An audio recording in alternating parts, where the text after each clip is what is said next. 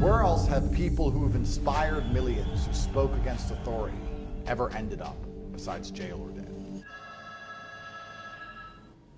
The Matrix is calling. Time's up. If you look at Palestine-Israel. absolutely, because it is a all my bank accounts were frozen, everything was taken from me. Was it gradual or was it just Instant, woke up, everything was taken. Now that we've removed masculinity absolutely from the West, we're going to be conquered. How do you see it ending? I think that Andrew Tate used to get nervous with well, women? when you're Wow. when you're a teenager, I think everyone is. If you understand how the world really works, you're gonna say things sometimes they can take and weaponize and attack you with. All I can say about Elon, I think he's done fantastic things in terms of cracking the matrix. We're reaching such a level of softness in society that people don't like the way I say things. It comes across too aggressive. Aren't we going back to how it used to be? Didn't kings have like 10 wives? A version of the matrix is always going to be, to some degree, necessary. What would your final words be to the world? Hi, my name is Andrew Tate, and I'm one of the passionate few.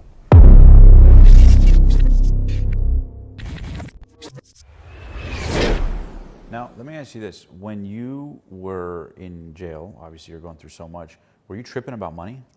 Because No. I'm sure, because I mean, you took all this time to make, you know, of course people speculate on your net worth and how much you're worth and, you know, tens of millions, hundreds of millions, billion-dollar valuation. But it took you a lot of work, a lot of time, energy, right? Like so much of you and Tristan and, you know, the whole empire you built. Are you tripping about money at this stage? Are you worried about how it's tied up? Or My bills will be paid for me and the people I love for the rest of my life, even if I go to jail tomorrow forever. So I knew that was good. going in? Yeah, I knew that was good. And when people say how, But, well, yeah, and I have to be careful what I say. What I will think most people don't at home understand is the logistics of money and how difficult it is to move sometimes and how difficult it is to access and use. The average person just sees money as, I have money in my bank. But that's not your money. Because if you annoy your bank or your bank gets a letter, you'll quickly see that that money's not yours, it's the bank's, and it's gone. or if you want to take 100 grand out, like, nope, Yeah, sorry, you're not too allowed. much. Yeah, exactly. Yeah. So then you have physical cash, which is being phased out. You can't even buy most expensive things with cash anymore. So cash isn't usable anymore. So it's setting yourself up and setting up your financial structure so that money can still be accessible and can still be in the hands of all the people who need it. And then when the Matrix is trying to get hold of all of my money, they're also going to look at all the finances of the people close to me and then try and track down the money they have. And you have to be prepared for that. It's a job in and of itself, these things. And it's complicated. And yeah, I have to be very careful what I say. Yeah, no worries. But I get it. I knew my bills were going to be paid. I knew my children were going to be okay. But none of these things are simple. They're very difficult and very complicated to do. It's a full-time job in and of itself. And I'm just glad I had pre-prepared to the level I had. If I hadn't, then I don't know what would be going on, because jail feels like a different lifetime. It feels so long ago, but I haven't had a penny technically on paper since that day. Has that humbled you in any way? No. Nah. Now, I don't need money anyway. I mean, it's not money that makes me brash. In fact, I think I'd be far worse if I was broke. If you were to take all my money off me right now and then sit me down in front of a camera when I had nothing, I'd be far worse. I had nothing to lose then at all. So it's not. If they think that bankrupting me is going to make me shut up, they're going to learn. Yeah. If they succeed, they're going to be very disappointed. Yeah. It's the absolute opposite. The first thing they're going to do always is try and hit your money. Because money. What are they begging America for from Ukraine right now? Money. You want to fight a war, you need money. So if they take your money away, you don't have bullets in your gun. That's the first thing they're going to do. And the world tried taking your money away. I remember you woke up one day, all your bank accounts were canceled. And Yeah, that's right. All my bank accounts were frozen. Everything was taken from me. was it gradual or was it just one day, everything? Instant. Woke up, everything was taken. Flip switch, just like that. Flip switch. All my bank accounts in every country they could find in my name was taken overnight. Just like that. No explanation. No nothing. explanation. I got some letter from the bank, something about our values and some garbage, some complete generic nothing you get later on. So the funds were just locked up. Locked, yeah. Sorry, I still don't have them. So it's been two and a half years. I don't think I'll ever get them back. And How did you react to that? Well, I'm sure you were a little pissed off. I was, but I expected it to happen. I don't think most. It's amazing to me that there's people going through the world today who believe that the world functions how they're told it functions. That they believe that there's law and there's banks and there's regulation and this is supposed to happen this way. No, it's all a lie. Everything is a lie. And I don't think people at home understand the basic premise of, if you had two teams playing basketball for $100 and there was no referee, then people would end up cheating and breaking the rules to try and win. And that's for $100. That's human nature. So imagine how they're going to cheat and break the rules to control the most powerful nation on earth in an election, or to control and influence how people think with an information war. To think that they're going to allow somebody to sit on the internet and become the most famous man in the world and say whatever he wants, counter to their narratives, and they're not going to damage him, is asinine. You must understand that that's not going to be allowed to happen, and you must understand they're going to break all the rules to damage that person. Somebody made a phone call, and they deleted all of my social media and locked all of my banks at once and took all of my things. And then the Matrix attack increased, and I was arrested here in Romania. They took all of my cars, all my gold, all my diamond watches, all the property they could find, everything in my name. They took all of it. They took it. And the goal is to bankrupt me. Their goal is to bankrupt me for a variety of reasons. One, because it prevents me from fighting back. And secondly, because they're trying to put a massive amount of mental stress on me. You live inside of your mind at the end of the day. It's only inside of your head that you're existing. So their primary objective is to take all of your money away so that your children can't eat. So the women who depend on you are calling you up, crying, screaming about their needs, so that the staff you're supposed to pay can't feed their families, so that you're in the middle of an implosion. That's what they want. They wanted me to be answering the phone to people saying, pay my bills, and I can't do it anymore. And then, by extension of that, your circle starts to fall away, and they can identify attack vectors. Well, this girl who was loyal to him when we first interviewed her because her rent was being paid, now has a new man, and this new man doesn't like that she's Andrew's ex anyway. So maybe we drag her in a second time, she'll say things we want her to say. That's the primary objective. So if you're a man who wants to tell the truth and speak his opinion and understand you're going to upset powerful people, you need to be prepared for all of this. And you need to understand that there are mechanisms you can put in place, because I'm still alive, that allow you to exist financially post-Matrix attack, but also to make money outside of these mechanisms is a massive advantage. And that's what the internet is good for. I actually would argue, because I was having this conversation the other day, I think I'm in quite a rare category of person. I think that I'm quite difficult for them to attack, which is why I'm so frustrating to them, because even 8 years ago, which isn't that long ago, 7, 8 years ago, right? Who was truly famous without gatekeeping? Like if you're an actor, you're gatekeeped. You're gatekept. If you're a singer, gatekeeping. If sports star, gatekeeping. There was always someone, you had a contract, there was always someone who called your phone, said what you can say, what you can't say, don't have this opinion. Signing off. That's right. There's always someone who could make you disappear, get you canceled, kick you out the team, get you canceled, no more movies, etc. Then the internet came, and there were some people who were big online, fine, but then the social media companies were gatekeeping for a long time. But to crack that wall and to get bigger than the gatekeepers to a point where they can't contain you, all they have left is the legal system at that point, which is why I'm in the predicament I'm in. But I think I'm quite an interesting category of person for them to hurt, because usually when people talk like I talk, they're either insignificant, usually because they've been stopped so early and prevented from growth, or they just canceled their contract and they have to go away. It's usually one of two things that happen. Yeah, but you own your medium, you own your broadcasting in a certain way. And it's funny because you talked about you were the most viral person on social media before you even had a lot of TikTok accounts. Like you were the most viral person on these platforms before it even happened. So the power of e-commerce, the power of your brand gave you that ability. Hey guys, we'll get right back to this video in a sec. But first, I have a quick question for you. Given that the e-commerce industry is growing by the trillions year over year, have you ever dreamed of running your own e-commerce business like many of the guests we've interviewed on the show? But maybe you felt overwhelmed about where to begin? Lucky for you, today's sponsor, Zendrop, solves this exact problem. You see, with Zendrop, you simply select high-quality products, add them to your store, and they handle shipping and fulfillment while you make the profit. No more guessing games on product sourcing or dealing with inventory hassles. Zendrop's platform is designed with you in mind, making it incredibly simple to launch and scale your dropshipping business in a one-stop shop. Plus, they're offering an exclusive deal. Sign up today through our link below, and their team will personally craft your very own store to kickstart your e-commerce journey. They even have weekly coaching calls to answer all of your questions and help you get up and running in no time. It's truly more than just a platform. It's your e-commerce partner waiting to join you on the path to success. So why wait? It only takes 5 minutes or less to sign up. Simply hit pause, head over to zendrop.com/passion, and let's turn your passion for e-commerce into a thriving online business today. Thank you to Zendrop for sponsoring this video. Now let's get back to the show. Yeah, there's been some videos that broke down how I became so famous and how I became so known around the world, but we put together an extremely sophisticated affiliate network, and the primary objective was to drive people to our own social media network so we could tell the truth, because I was upset about COVID and a few other things. And then that amalgamated into understanding the people inside of our network who want to hear what I have to say and who want to speak the truth are also going to need to make money, and they're also going to need to be matrix proof, which is how the school evolved into what it is today. Yeah. And Yeah, isn't it crazy we live in a world where if you have an opinion which differs from the norm whatsoever, you can't even hold a job. I do like to do thought experiments though and think, would the world be better if everyone could say what they thought all of the time?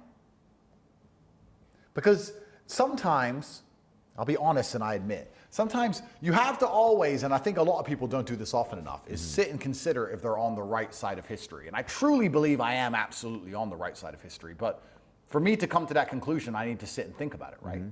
People don't sit and think, am I the good guy? Because in a war, the bad guys always think they're the good guys. Yeah. That's how it works. There's two good guys. Yeah, or the bad guys will label the good guy as the bad guy. Absolutely. Frame control. And, Yeah. and the truth is, often, there are no good guys and bad guys. There are varying interests and different levels of good and bad, and everything's a shade of gray. Subjective it's not based black on and interest, white. right. But I truly believe I'm on the right side of history, but you have to sit and analyze these things, and I don't think people do it often enough. And I've come to the conclusion that we do need some degree of matrix. You do need some degree of slave-minded populace. You do need some degree of societal control over the way people think and act. And that makes me sad to say, but I think if you totally removed it, there would be absolute anarchy. I think it should be replaced with God. I think we should have a different system. I think people do need controlling. But if everyone could say what they thought all of the time, would the world be a better place? I'm not sure. But it would certainly be a lot less deceptive. And I feel like the truth of God is light on issues. I think that if we're going to be making decisions which can affect millions of lives, or people are going to be blown apart, or someone's going to be sent to a war, we should at least know the truth about why it's happening. And the problem is right now we're operating in such a cloud of deception all of the time. And if people could speak their mind all of the time, perhaps we'd remove some of that fog and it'd be a far more open discourse. But I don't know if that would lead to absolute chaos or not. It's a very interesting thought experiment. I'm not sure. Yeah, and to speak to that point, it's interesting you say that, because you look at President Donald Trump, right? The second on social media it's too loud, banned. Yeah. Right? Mitigate. What are your thoughts on the upcoming election, President Donald Trump? Oh, bro, you're trying to get me killed. I think that it's the last hope for the West. I think it's the last hope for the Western powers as we imagine them and know them. I think that America still believes it is the world's only superpower, and it's actually 2 decades behind in its thinking. I think they're still holding on to ideas from the 90s and 80s. I don't think they're as powerful as they believe they are. I think there's other massive global players. I think the decline of Western society culturally is being accelerated, and I believe Trump can slow that down. I don't think he can stop it. I don't think Trump having 4 years of presidency are going to prevent the cultural decimation of the West. However, I certainly think it'll slow it down. And we can talk about things politically, and we can talk about the politics of it and how the election's coming up and whether he's going to win and if they're going to let him win. But I think actually, truthfully, it's culture that drives societies.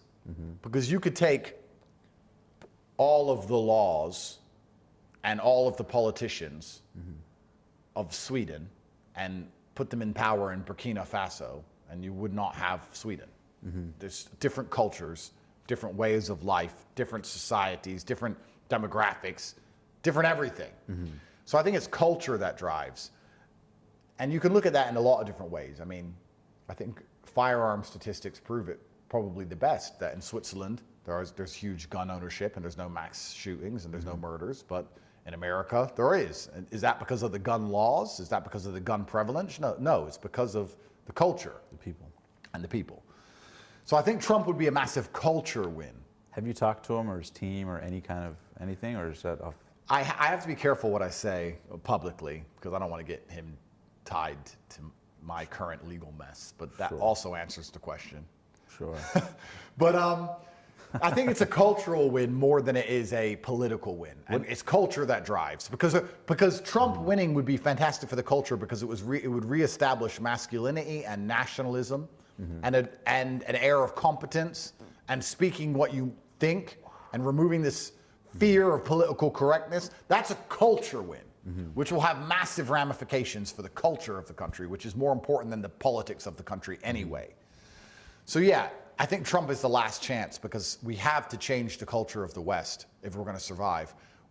The current trajectory of Western culture only ends in being conquered because it doesn't allow men to even be men anymore in nearly any regard. And it's only masculine essence that's going to protect and preserve a society. It's always been that way. It would be the men that stopped the other people from taking over your village, town, country, whatever it was. And now that we've removed masculinity absolutely from the West, we're going to be conquered. And in the short term, we're going to be conquered by our women before we're conquered by everyone else. And I feel like we're almost already there. I'd argue that we live in a society where women have more power than men in nearly every regard. I can't think of an example where, outside of physical violence, where a man has an advantage over a woman in anything anymore. And all of a man's natural imperatives are ignored, and everything a man cares about is ignored, and his feelings are ignored, and his desires are ignored. And society still expects certain things of us. They still expect us to charge into a burning building when it's on fire, because only men are going to be able to do that. But at the same time, they don't want to raise men who are brave. And we're in this weird hypocritical scenario, which is allowing society to limp on.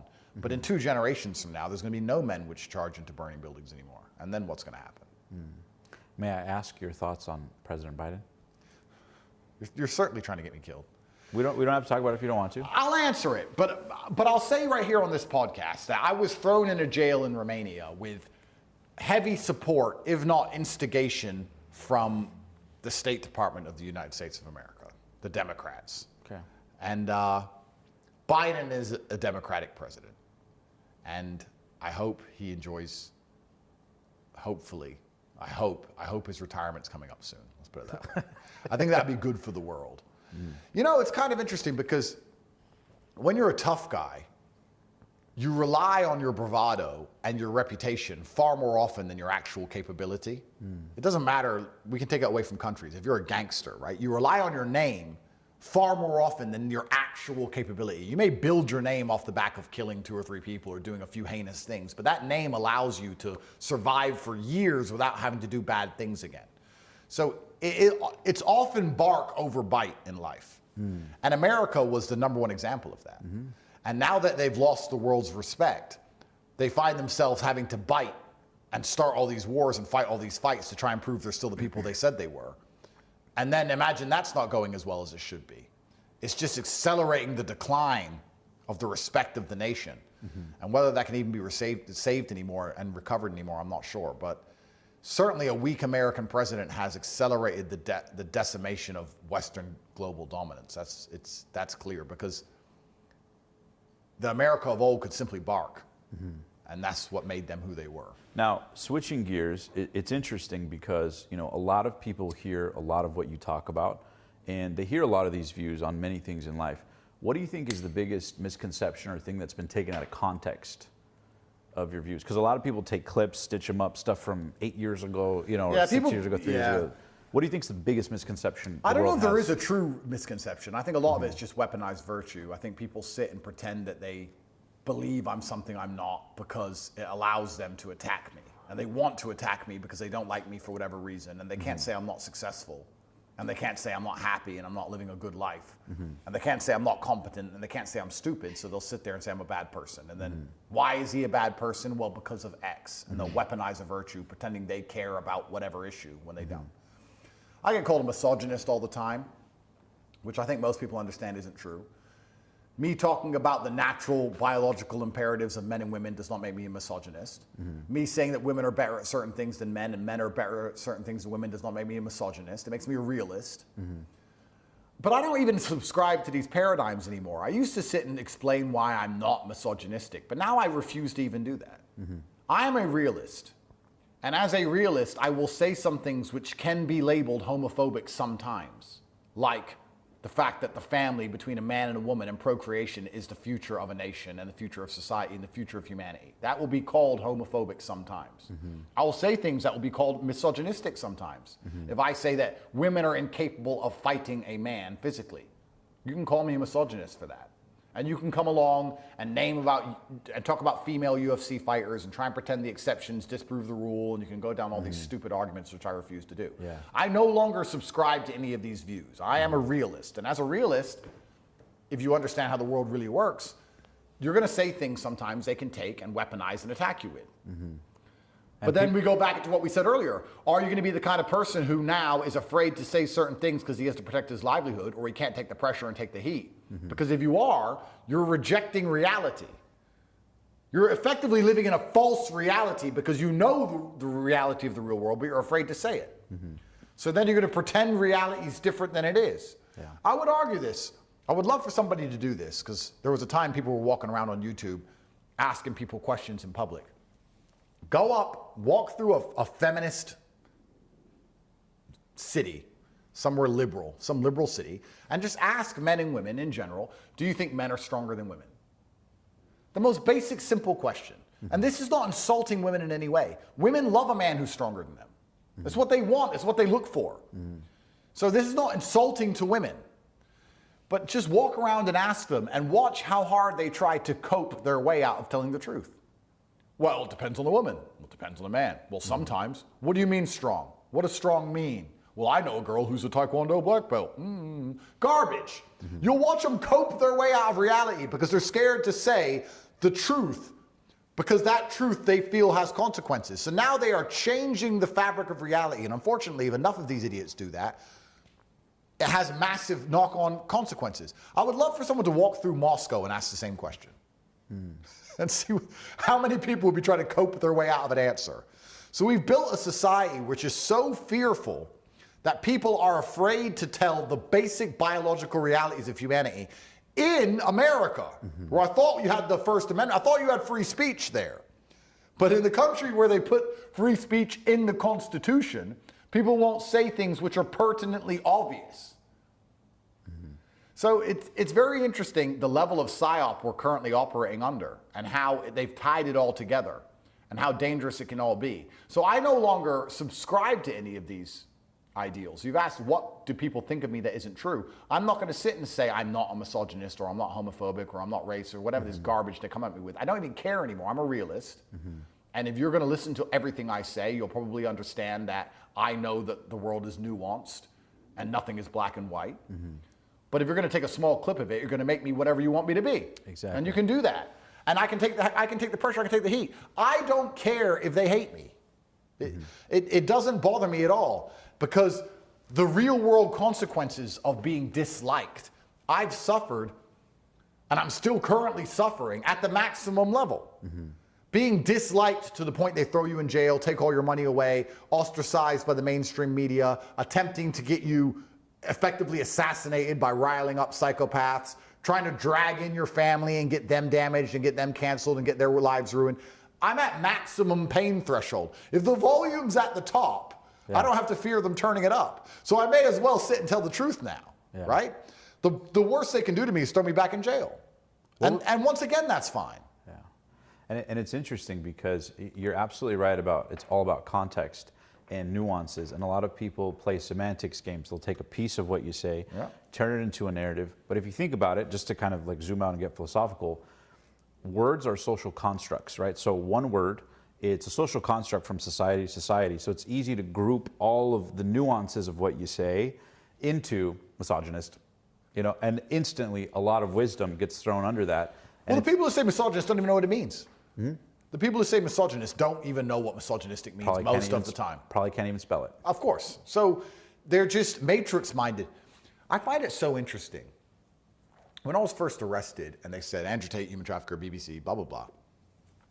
I find it so interesting that there are people out there which will so instantly adopt a worldview and attach emotional reaction, an emotional investment to that worldview with no proof whatsoever. Or digging in to understand it. Yeah, absolutely. So I was arrested, and everyone said Andrew's a human trafficker. BBC, Andrew Tate arrested human trafficking, etc.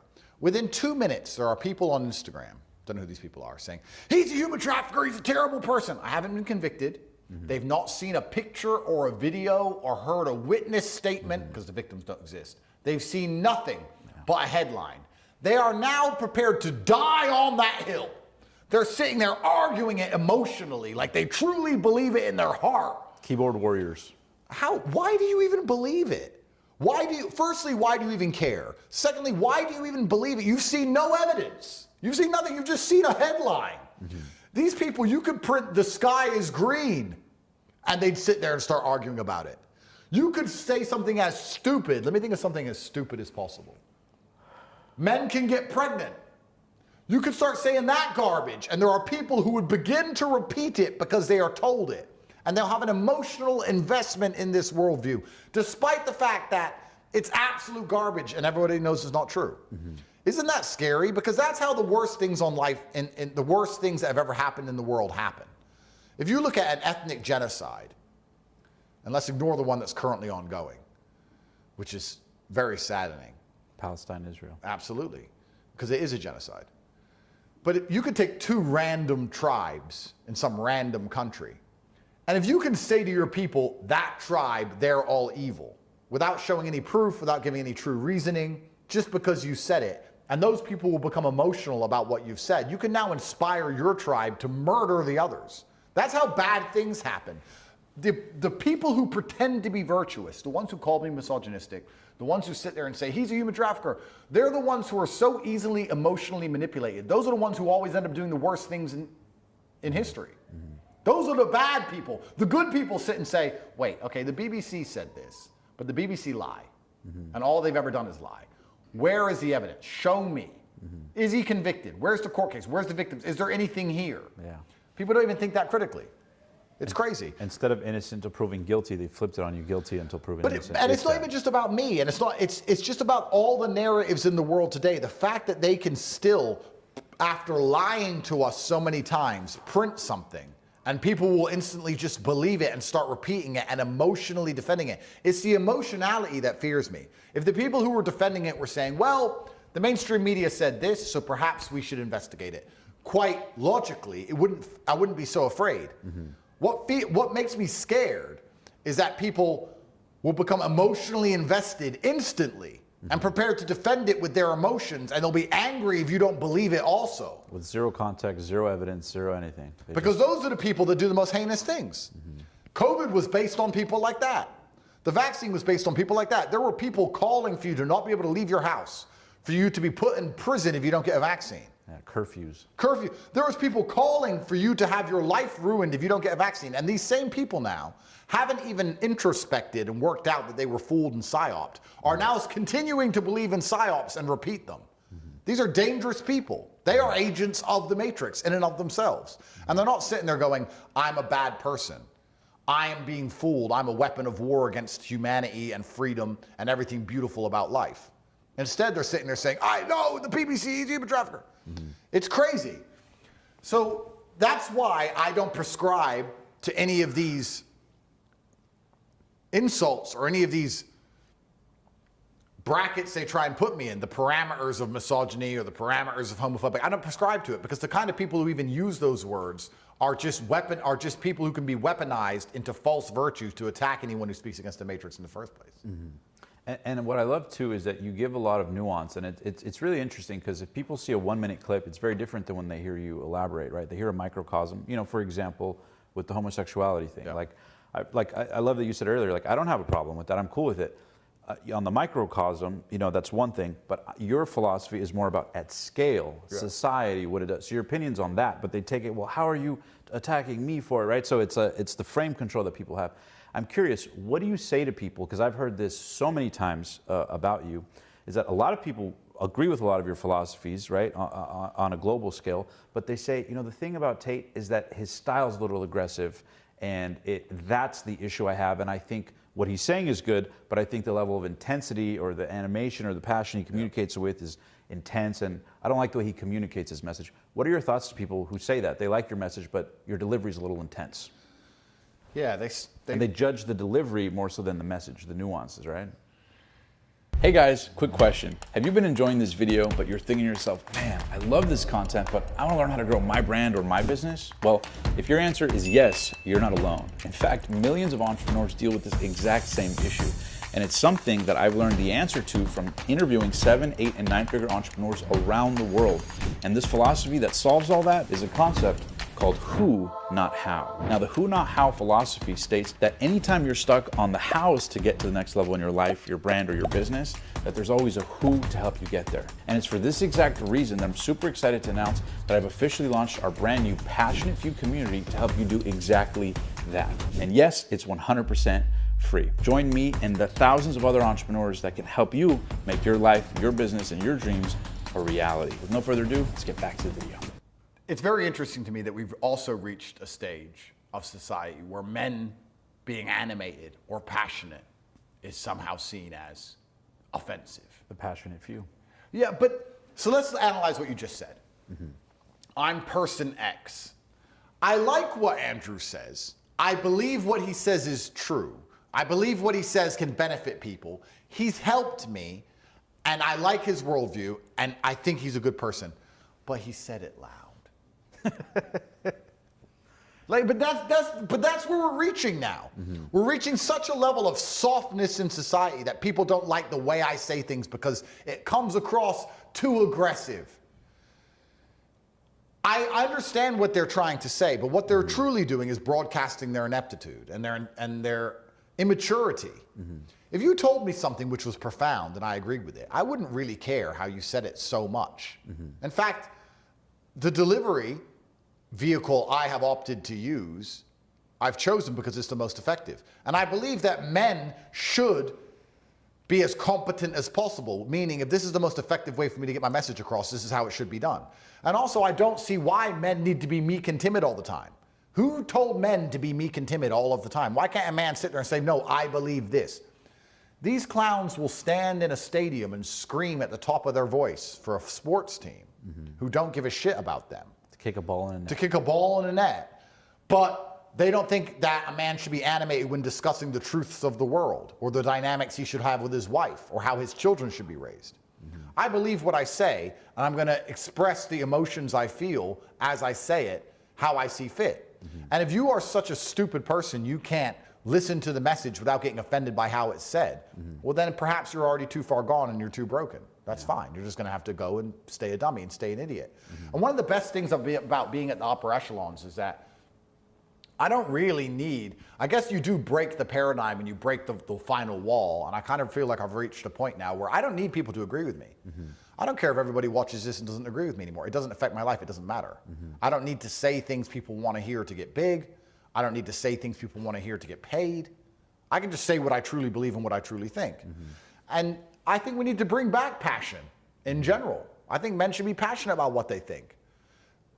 Feminists are passionate, aren't they? That's why the show's called The Passionate Few. Well, absolutely. Have you ever heard anyone tell a woman off or a feminist off for being too passionate about what she says or how she says it, or being too emotional about how she says it?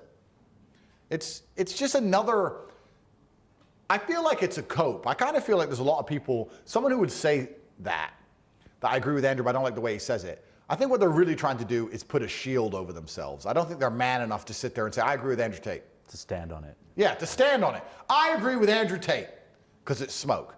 I agree with Andrew Tate, the way he says some things. And then someone will come back, well, you agree with Andrew Tate? Well, no, the way he says things is wrong. And they're just trying to set up their escape route in advance because they're a coward. They do that with Trump too.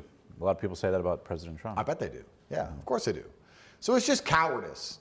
And I've yet to meet anyone who says that to me in person, and I'm sure these people do exist, and they're going to have to sit in their life and half believe and half commit to things. I don't know how you expect as a man to get anywhere in life if you half commit to anything anyway. You have to be the kind of person who constantly and fully, endlessly commits with absolute devotion. You have to be all in. So if you're going to sit there and agree with everything I say or anyone says, and then be too afraid to even admit that, well, then you have a much deeper problem. Yeah, and to zoom in on it, there's something I heard super interesting, and that's related to IQ. You know, like people talk about IQ tests or how they measure intelligence. And what's interesting is they said that, you know, people hear the word intelligence, maturity, understanding, but if you zoom in, what's really interesting is that intelligence is measured by an individual's ability to make refined distinctions about a set of data, right? Refined distinctions. So for example, to make the point clear, you know, a cup of water. Yeah. This is a cup of water. A more intelligent person would say, this is a glass with X amount of water. A more intelligent person would say, this is this type of glass with this amount of water that's this tall, that's, you know, shaped in this particular way. And so it's about the nuances and having the mental ability to understand those refined distinctions. And I think society, by and large, just wants the quickest label, and they don't want those distinctions because those distinctions force them to confront themselves and confront truths that society doesn't want you to, because the more vague you are, the more society can control the frame of what it is. Oh, absolutely. And also, people don't understand that when you're doing podcasts or you're talking on the internet or you're talking about subjects in general, you don't have time to cater for every possible eventuality. Yeah. I sit here and I say men are physically stronger than women, and often feminists will then come with exceptions to the rule. I don't have time to say men are physically stronger than women, except for this woman, this woman, this woman, or in this particular tribe or this particular country, or this subset of data. You can't even communicate that way. Yeah, you'll spend your whole time being politically correct and miss the message in the process. So. Absolutely.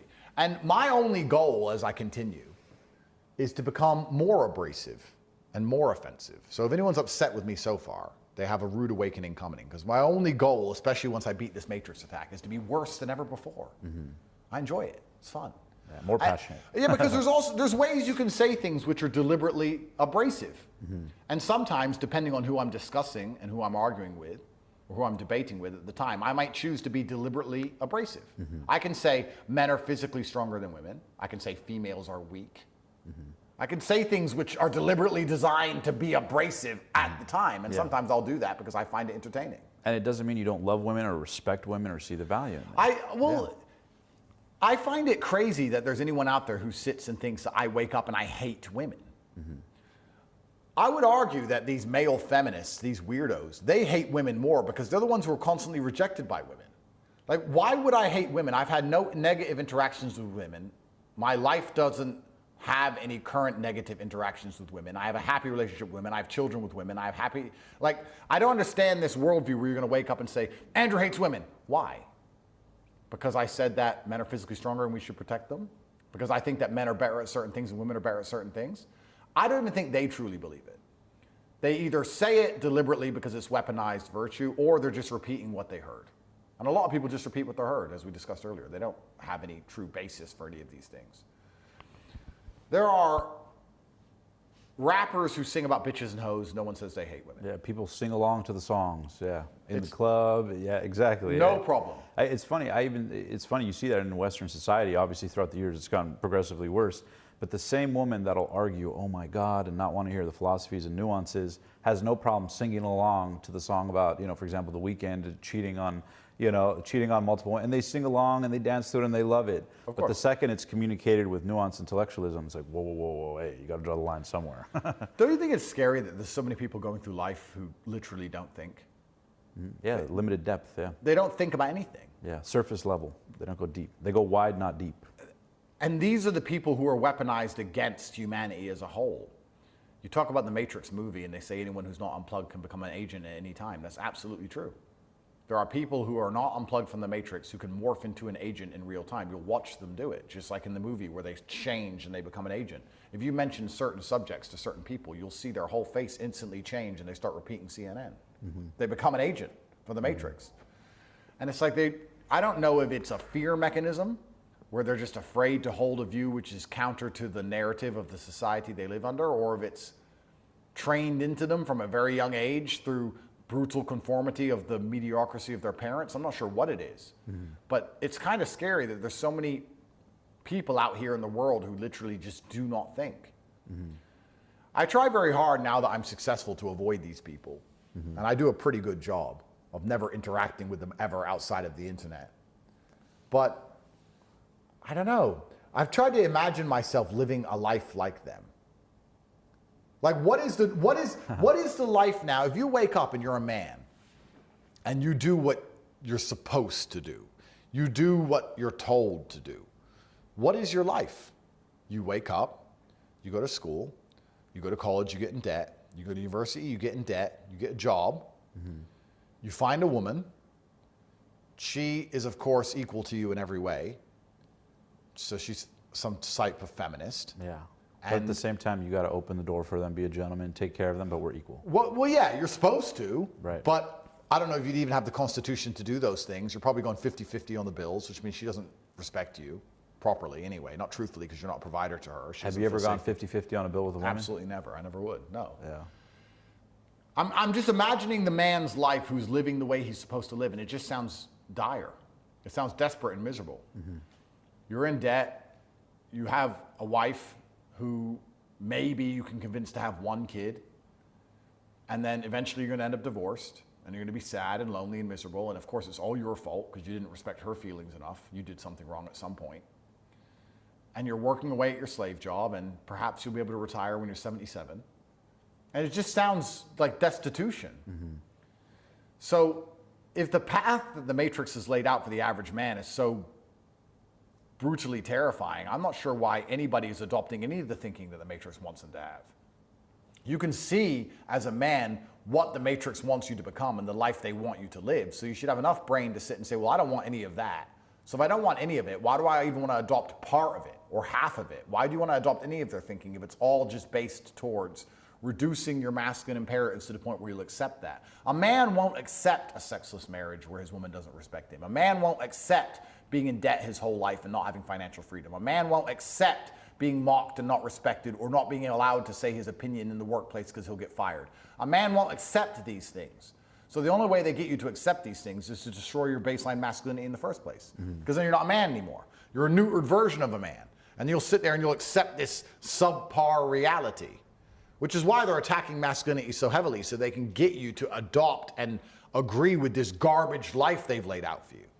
All of it is terrifying. I find it remarkable that anybody believes any of this. And one of the things I love about you, man, is like you have the balls to say what a lot of people think. Like I can't tell you how many people in positions of power agree with you, but because of the Matrix, because of getting paid, because of the people, they got to stay quiet and they champion you kind of behind the scenes. But then you get all the, you get all the heat. I get all the smoke for being the guy. Literally, you get all the smoke. Yeah. But it's something that I've seen recurring in your life, from the chess early on to fighting. Right? How did kickboxing? How did that affect your persona? Like what impact did that have on you? Obviously, the career a little bit. But obviously, fighting, there's a parallel to life. What influence did kickboxing play in your life? Yeah, absolutely. I think it's the rawest and most pure form of competition. It's always been the only competition throughout humanity for a very long time. Mano y mano. Of course. I mean, you can put a ball in a net if you want. I mean, it just feels so asinine to become extremely good at putting a ball in a net. I don't want to insult footballers. They make a lot of money and they're talented. And they train hard. I have respect for all of them. But it just feels like if you get to wake up one day and say, Andrew, okay, you have to become an athlete. Do you want to be able to destroy men with your bare hands for the rest of your human life? And as you walk through Earth, know that you're a weapon of war. Or put a ball in a net. It just feels pretty easy choice to me. Yeah. And before all these sports, which are just watered down versions of war, there was simply fighting. So I fought because I think that all men want to fight. I can't imagine waking up being a man and not wanting to fight. For something meaningful. Just, you want to fight. I'm sure there's men who don't feel this way, but when I wake up in the morning, I have my 15 coffees and I want to fight. That's what I want to do. And whether that's fiscally make as much money as possible, whether that's combat the Matrix and their narratives, or whether that was going in the ring and beating the shit out of somebody. I wanted to fight. Back then I had no money. I had no influence. It was almost before the internet, 15, 16 years ago. There's nothing else I could do constructive with my masculine energy besides fight. So then you have to choose. Do I fight for a government, which doesn't care about me, or do I fight for myself and try and pay my bills? And I decide to fight for myself. I think that warrior urge is inside of every single man. Well, it must be, because if you look at history, that's all we've ever done is fight. All we ever did was get in large gangs and large groups, call them armies, call them whatever you want, nation states, and we just go to war. And I think in the modern society now, most men dedicate that energy towards making money, which they should do if they're healthy, towards conquest. But I just wanted to fight. I couldn't think of another way to do it. What we're doing right now is a fight. You're trying to get as many views as possible and get your YouTube channel as large as possible. That is war against all the other YouTube channels. You should just turn up and punch them in the face. Get it on. Yeah. But that's the human instinct. So I fought because I couldn't find a better outlet. And then I retired because I found another outlet. How old were you when you retired? 30, and then I fought a couple times since when I was like 33. I took fights on 1 day's notice. To touch base real quick on kickboxing too, I do want to ask, what did it teach you in terms of the ability to like conquer your own mind, right? Because I'm sure there was times early on as you were growing where you could be intimidated by something. Of course, you're Andrew Tate, so barely intimidated. Well, but it teaches you to fight against the resistance, right? Like what also, and the reason I ask is because, you know, I've talked to a lot of high level people and you'll find early on that there's a lot of fighting background or wrestling. It teaches you how to get out of a pinch, that there's always a maneuver out of something that feels impossible to get out of. Yeah. So I'm curious for you, like what are some parallels like that kickboxing taught you on a tactical level for life? I think that a lot of people who are afraid to do something like professional fighting imagine that the fighters are not afraid, which is not true. True bravery is to be afraid and do it anyway. If you're not afraid, you're not being brave. It's easy to do something you're not afraid of doing. Well, then you're not a brave person in the first place. If there's something wrong with you in your head and you're psychopathic and you can get in the octagon for essentially a fight to the death, with a man who has dedicated his life to being good at fighting to the death, and you have no nerves whatsoever, then there's something wrong with you, and you're not brave, you're an idiot. Yeah. Fighters are afraid, but we do it anyway. And I think that's a good mantra for life, to be afraid, but do it anyway. That's the whole point of life. That's how you're gonna get most things done, whether it's business or anything else. And you become very good with nerves, and you become very good with a poker face, and you become very good at doing the things you need to do regardless of how you feel at the time. You may feel intimidated, or you may feel nervous, or you may have a bad day, you may have a cold, you may be tired, who knows? But you have to fight on that day at that time. It's show time, so it has to be done. Right. And I think it's a good mantra for life overall, and it, especially when they threw Tristan and I in jail, for example, which we could talk about later on. But when they throw you in jail, obviously you're about to walk into a Romanian dungeon. You're not sure what it's like. And Tristan and I looked at each other and kind of smiled because we knew it's like walking into the octagon. It's the same thing. You don't know where you're going to be. You don't know what the other guys in there are going to be like. You just have to poker face it and act the way you're supposed to act, regardless of how you feel. And I think that's the true masculine imperative anyways. And aren't men supposed to go through life doing what they're supposed to do because it needs to be done, as opposed to doing what they feel like doing? And I think one of the biggest problems with the world today is that men keep talking about how they feel. There's not a single man around me who says, I feel. Like, I live with guys and we have this big house and we're all having fun all the time. And I'm trying to think of a man around me who says, I feel. Because nobody cares. Why would I care how you feel? Why would life care how you feel? Society doesn't care how men feel. So if nobody cares how men feel, why do they care how they feel? You wake up and you have a list of things that need to be done. You're either going to do them or you're going to make excuses. And how you feel has no bearing on that list. The list must be completed irregardless of how you feel. So why are we even putting importance on those feelings? I think you learn to ignore feelings early on. You can learn to ignore pain and many other things. And I think that's the best way a man should be. I think that's how you become brutally competent and competitive. And you live your life by your values, not your feelings per se. Yeah. Well, yeah, absolutely. And your values are going to come with duties and tasks, right? If you have values, whatever they are, then you're going to have to sustain those values. You can't sit, well, some people do. I said you can't, but some people do exactly this. They say, I value X, but they won't work to support X, or they won't work to prove X. If you don't work for something, or you're not prepared to suffer or struggle for something, then you don't love it and you don't believe in it anyway. If you love a woman, you'll struggle to keep her.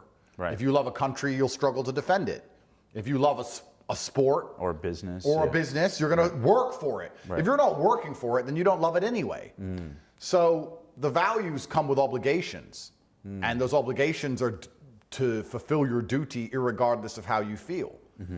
And there's a lot of men out there, especially in the world today, who only want to do things because they feel a certain way, not understanding that that doesn't make them competitive anymore. The biggest question I get asked all the time is, hey, I lack motivation. And it's an annoying question to me because so do I sometimes. I don't always feel motivated to go to the gym. I don't always feel motivated to work. I don't always feel motivated to do what I need to do, but I do it anyway. It's called discipline. Yeah. And if you're going to wake up every day and lack the motivation to do what should be done and compete against people who will do it irregardless of how they feel, you're going to perpetually and forever lose. In fact, it makes you a child to even wake up and say, when you're asking someone for motivation, what you're effectively doing is saying, make me want to do it. Please make me want to do it. I don't want to do it. Make me want to. No, you have to do it. Or you can stay a fucking loser. What do you do on a day-to-day to cultivate the confidence? Because I think one of the things that hundreds of millions of people, billions probably at this stage, respect about you is that there's no denying people can love you, hate you, have opinions, but nobody denies you're a confident motherfucker. Yeah, So is that something that is like just identity-based, or is that something you cultivate? Are there any things day-to-day you do to strengthen it? I know what I'm good at, and I make sure I focus on it. And you delegate the rest or outsource And I delegate the the rest or outsource the rest. I know exactly what I'm good at doing, and I think that you're going to be confident if you do things you're good at doing most of the time. and have the self-awareness to accept that. Yeah. And also, I'm not afraid of anything. I want to make this clear. I'm sure when they finally point a gun to my head, I'm going to be a bit nervous. But all in all, it is what it is, and we all live one life. And I think the best thing you can do as a man is try to make your mark on the world and make people understand how and why you think, and try and be a positive influence and have children. And I've done all of those things. What are they going to do? Throw me in jail? I mean, I'm confident because I just don't fear any of these idiots anymore. When the BBC turn up and they try to intimidate me, because that's what they try to do. I saw that interview. They framed a question, and right away you nailed them not accepting the frame. Of course. I love that. They're clowns. And when they try to intimidate me and they come with their agendas and they expect me to be scared of these people, I don't fear these people at all because I don't respect these people. So I guess confidence just comes from the fact that I know at the end of the day I'm going to be okay. And I have a lot of faith in myself, and I also have a lot of faith in future Andrew. I feel like if I'm pretty good now, I'll be better in the future. So as the Matrix attacks increase, or as my enemies get more inventive or more creative or whatever comes my way, I'm sure at the age of 50, I'll be more capable of dealing with it than I am today. So it is what it is. And I also enjoy the struggles of life. I enjoy the war. I like when, it's incorrect for me to say I like when bad things happen. That's the wrong way to look at it. But there's certainly a part of me that gets excited. Maybe that's the warrior in me. But when they say, even when I think back now, I'll be completely honest with you. If I could go back retrospectively and avoid going to jail, I wouldn't have done it. If I could have stopped it, I wouldn't have stopped it. Because now I think about it, it was exciting. And you were living out of your values. Well, yeah, it's war. It's exciting. Like, bad things can happen. It's a terrible experience. You're going to suffer. I enjoy all of those things.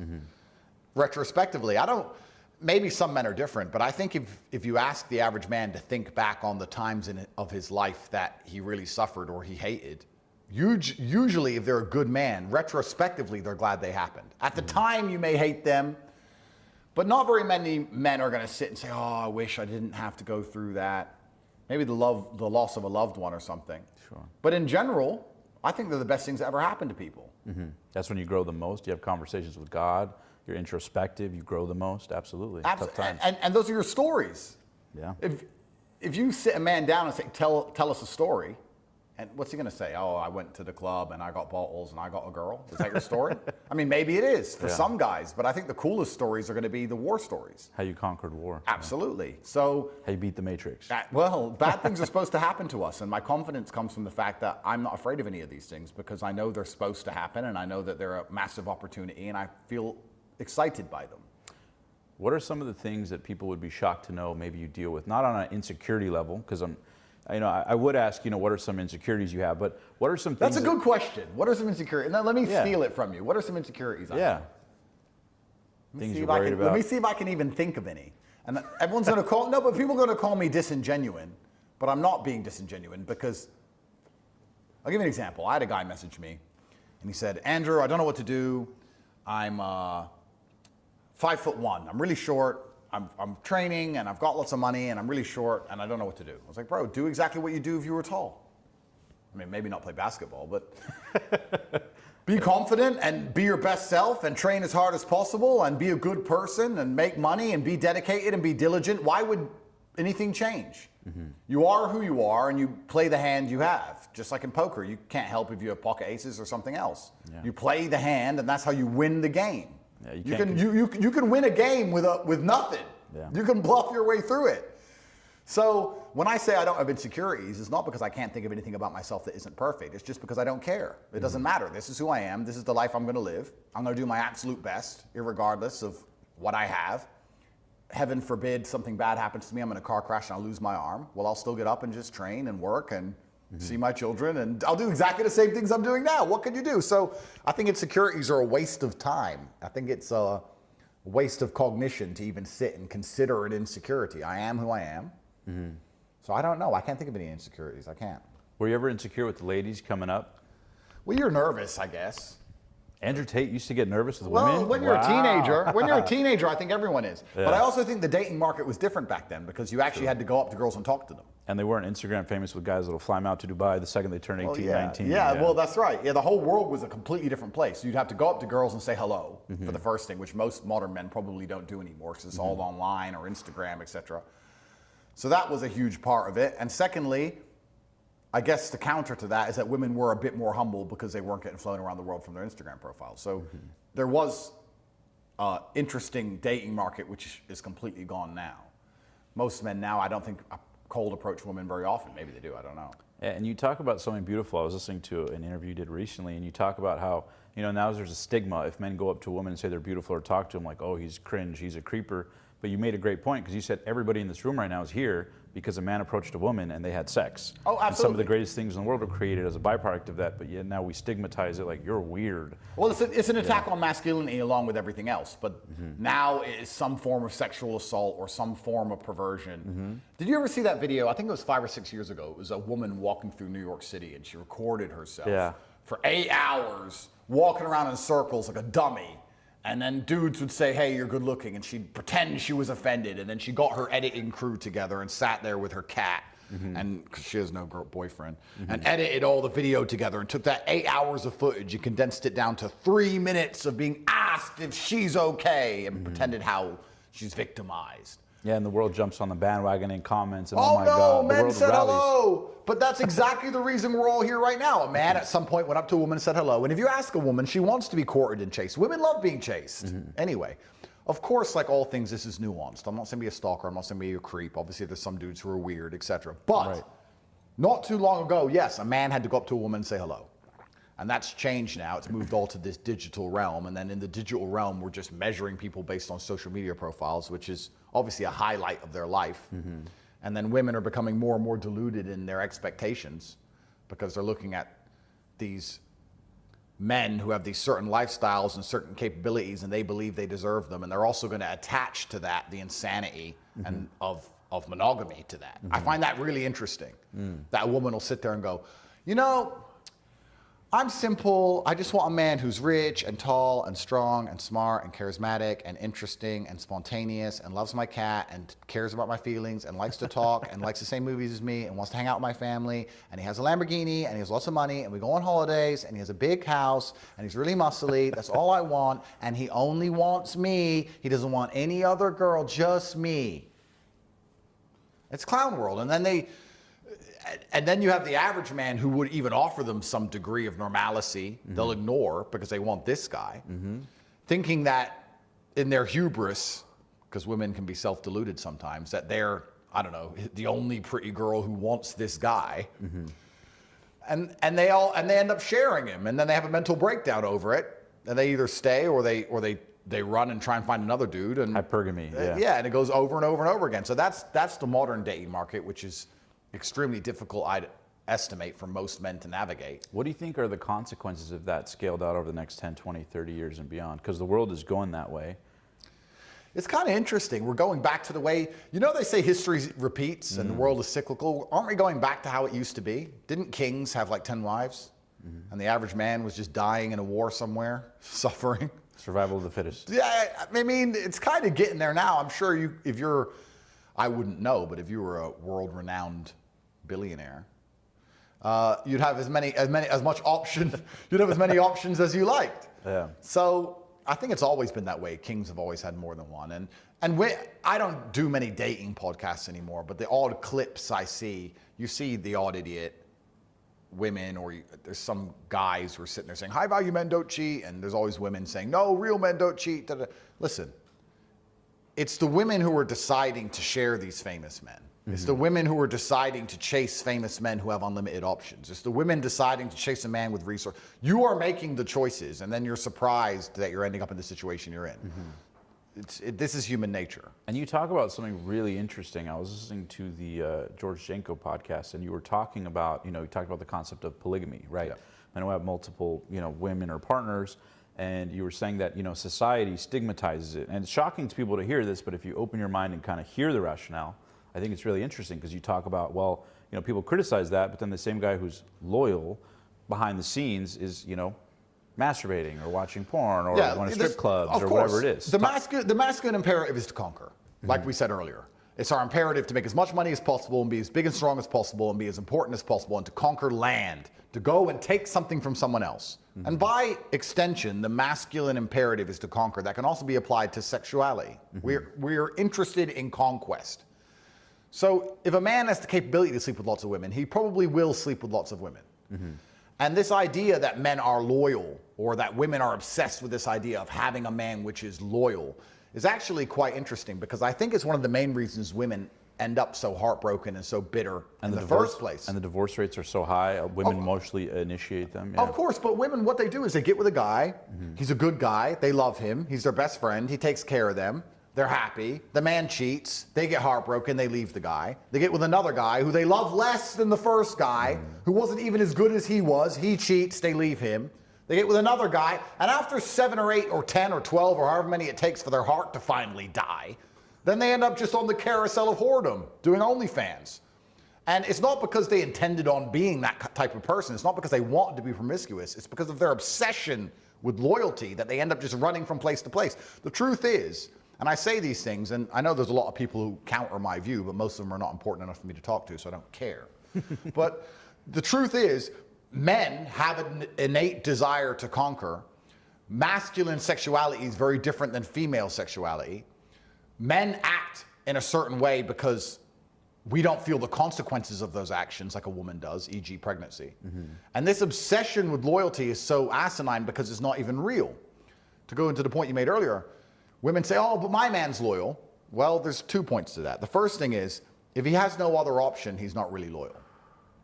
If you go into a grocery store and they only sell apples, and you buy an apple every day, you're not allowed to tell me you love apples, because you don't have any other choice. It's when you go into a grocery store and they have a whole wide array of fruit, and you buy an apple 6 days a week, but on Wednesdays you take a banana or grape. Then you're allowed to say, I love apples, because you have options and you still choose the apple the majority of the time. A lot of women say, my man's loyal. It's like, listen, if he could fuck, he would. No girl wants him. Congratulations. That's the first thing. The second thing is, this whole idea of loyalty, once again, is skewed because all these men who are in faithful, monogamous relationships are talking to webcam girls or buying OnlyFans or masturbating to porn or trying to fuck girls who won't fuck them, chasing girls on Instagram who ignore them anyway. Is that loyalty? That's just failure.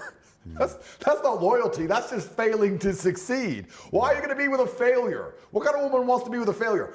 My woman needs to believe in me. If I say to her, I'm going to get that chick, I better get her. If I was a chick and my dude said, I tried to cheat on you, but she rejected me, I'd be more off put than if he cheated. I'm like, you couldn't even get the pussy? What am I with you for then? Crazy. So the whole thing is messed up because it's not natural human nature. And I think that it's interesting because you can apply it to so many things, and I understand how the nuclear family and monogamy and society can function under that paradigm well. I understand why it's being promoted or why it was promoted for so long for the stability of a society. I understand all of these things very well. I'm just commentating. I'm just making social commentary. But for the longest period of human time, it was kings, men of resource and capability and status with multiple partners. This is how it was. And then most men couldn't find a partner at all. And I feel like we're returning to that point. And people often ask me what we should do about that, and I don't know what they want me to do. I'm just making the point of where we're ending up. And women are driving this. Women are driving this through their choices and through their obsession with resource and finance and status and choosing these men. And it's also very interesting because they don't expect any of these men to ever truly be loyal at the beginning. It's only after they get their claws into him that they start having a mental breakdown if he gets another girlfriend because they're jealous. But if they look at him from the start, they know what they're going to get, and they still choose it. So that's where we are. It's very interesting, and it's funny because a lot of people had these opinions, but before you came into the world, like out of nowhere, and became the biggest thing on social media. Men cheat sometimes. Men cheat. If your man pays your bills and he loves you and he'd die to protect you and he takes care of you and he's fixed all your problems and he forgave you that time you crashed the car like an idiot and he cheated, just stay with him. Get over it. Get over it. That's the way humanity's always been. There's so many psyops we're operating under where we're going to come along and pretend humanity hasn't always been the same way all of the time. That's the way it's always operated between men and women, to a degree. Do you think that's the most controversial point that you have? Obviously, you have many, but is that the one you get most of the heat for? Or what do you think is the biggest opinion you have that gives you a lot of heat? You know, it's interesting because I probably should know the answer to this question, but I don't listen to any of the opinions anyone has of me very often. I see clips that go viral. I've seen some guys sit and say, high status men don't cheat. And I look at him and say, bro, your arms are skinny. Shut up, bro. Now, okay, question I have for you, and we didn't touch on base on this, but when you were young, was it a big dream to be rich as fuck? Yes, because money is freedom, and anybody who says they don't care about being rich is saying they don't care about being free. What was the dream for you, though? Freedom. Money is freedom. Anyone who says, oh, I don't care about money, I don't care about fancy things. It's not about fancy things. It's the ability to go where you want and sleep where you want and say what you want and think what you want and talk to who you want and even get the girl you want and drive the car you want and eat the food you want. To sit and say, I don't care about money is to say, I don't care about my own personal freedom. I have no problems being a slave and being constrained by the financial system and being told what to do because I don't have any desire to be free. What books did you read to cultivate that desire early on when you decided you want to get rich? Or, you know what I mean? I'm not really a big reader. I just understood that there was a version of reality that I had yet to experience. I saw my parents struggle to pay the bills, and I saw my friends struggle to pay the bills, and I saw everyone around me unable to eat, and then I saw certain people with $500,000 cars, and I understood there must be a different version of reality. There must be a version of making money, a version of banking, of finance, of education, of knowledge, of network, of connections that existed outside the matrix. There has to be a different world. This world I'm in, everyone's poor, this is garbage. That world, I can see people are living a reality that I can't even fathom. I couldn't even imagine having $500,000 for a car. Or a $500,000 watch. Or 20 of them. But I couldn't imagine it. How many watches do you have? How many watches do Decot have? Or I have? Decot took my entire watch collection when they arrested me. I had 21 diamond watches and they took them all. And my first phone call from jail was to order them all again. Because it annoyed me that they had all my watches. What do you love about watches? I just wanted my watches back.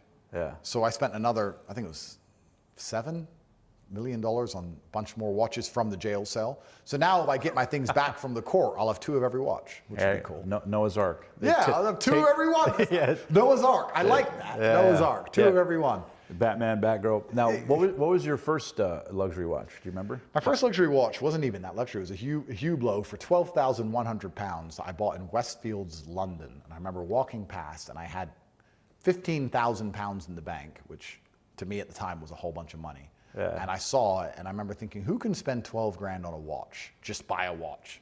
And I thought, well, technically I could, but it's all my savings. But technically I could, so I did it.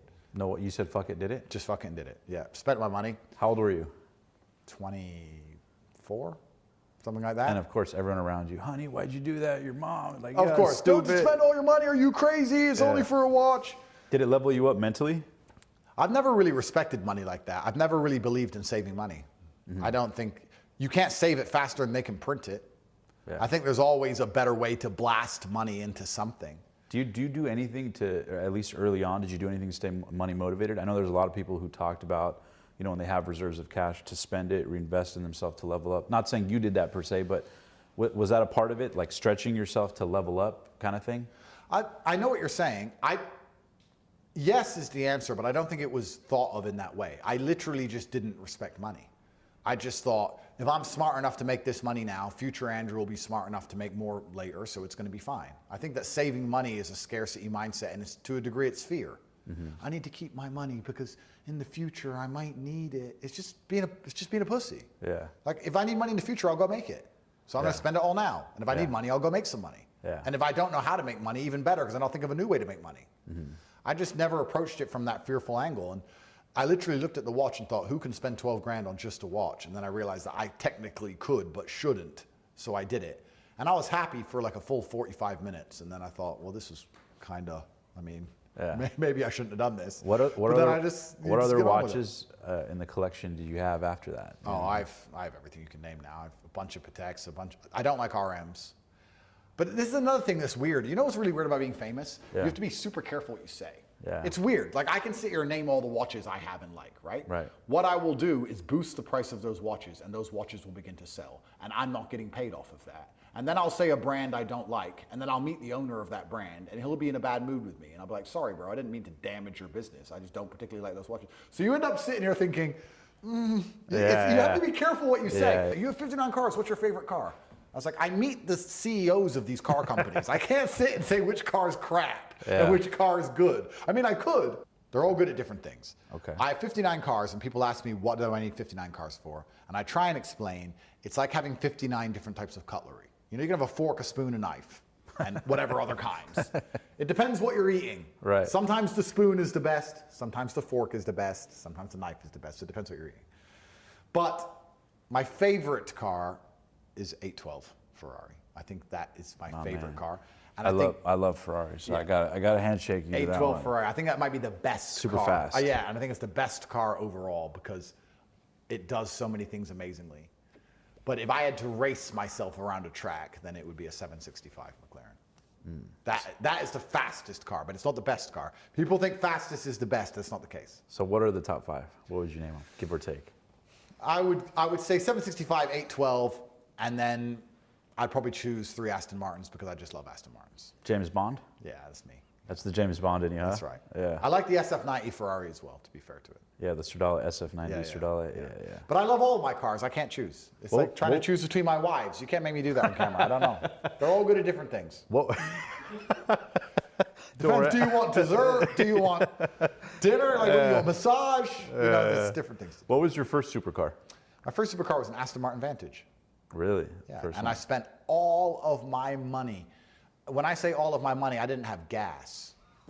All of my money on an Aston Martin. I thought, I don't need a nice place to live. I have an Aston Martin. I'll get girls anyway. I don't need gas. I'll just borrow gas money. I was borrowing gas money off my girlfriend. No way. Yeah. We worked a normal job in a spa for my Aston Martin Vantage. At like 23, 24, around similar, just after the watch incident. I made some more money and spent all my money. So I had this nice watch, this nice car, no money at all. Best days. And you feel like the pressure of... I missed them. Do you feel like the pressure of that leveled you up? I know that wasn't the intention per se, but I mean the fact, because I've heard that a lot. Like I've even heard Trump talk about early on, he had friends and business associates who they'd fly first class, even if it was a stretch, because it became the new standard, and then you start operating and making business moves to keep up that standard. Absolutely. Versus trying to hang on to what you got and that Completely. kind of thing. Yeah, absolutely. You're right. Yeah. You put pressure on yourself and you have bills to pay and you have no money in the bank and it has to be done. And hedonistic adaptation is a real thing.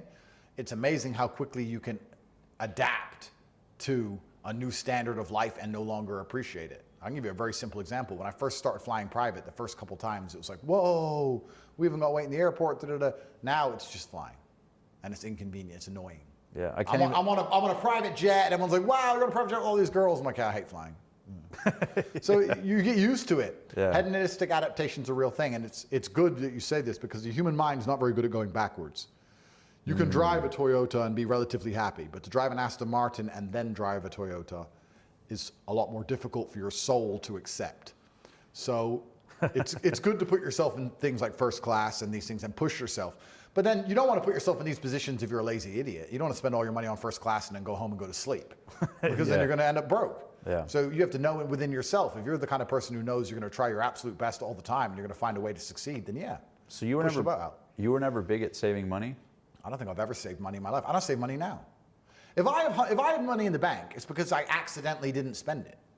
If I get paid hundreds of millions of dollars and I haven't managed to spend it all, then I guess I've saved. But I didn't think, well, let me take this a bit and put this here. No. I accidentally saved because I've run out of things to buy. After 59 supercars and all these houses and 20 diamond watches and you buy them all cash. Yeah, all cash. I don't have any finance, any loans on anything.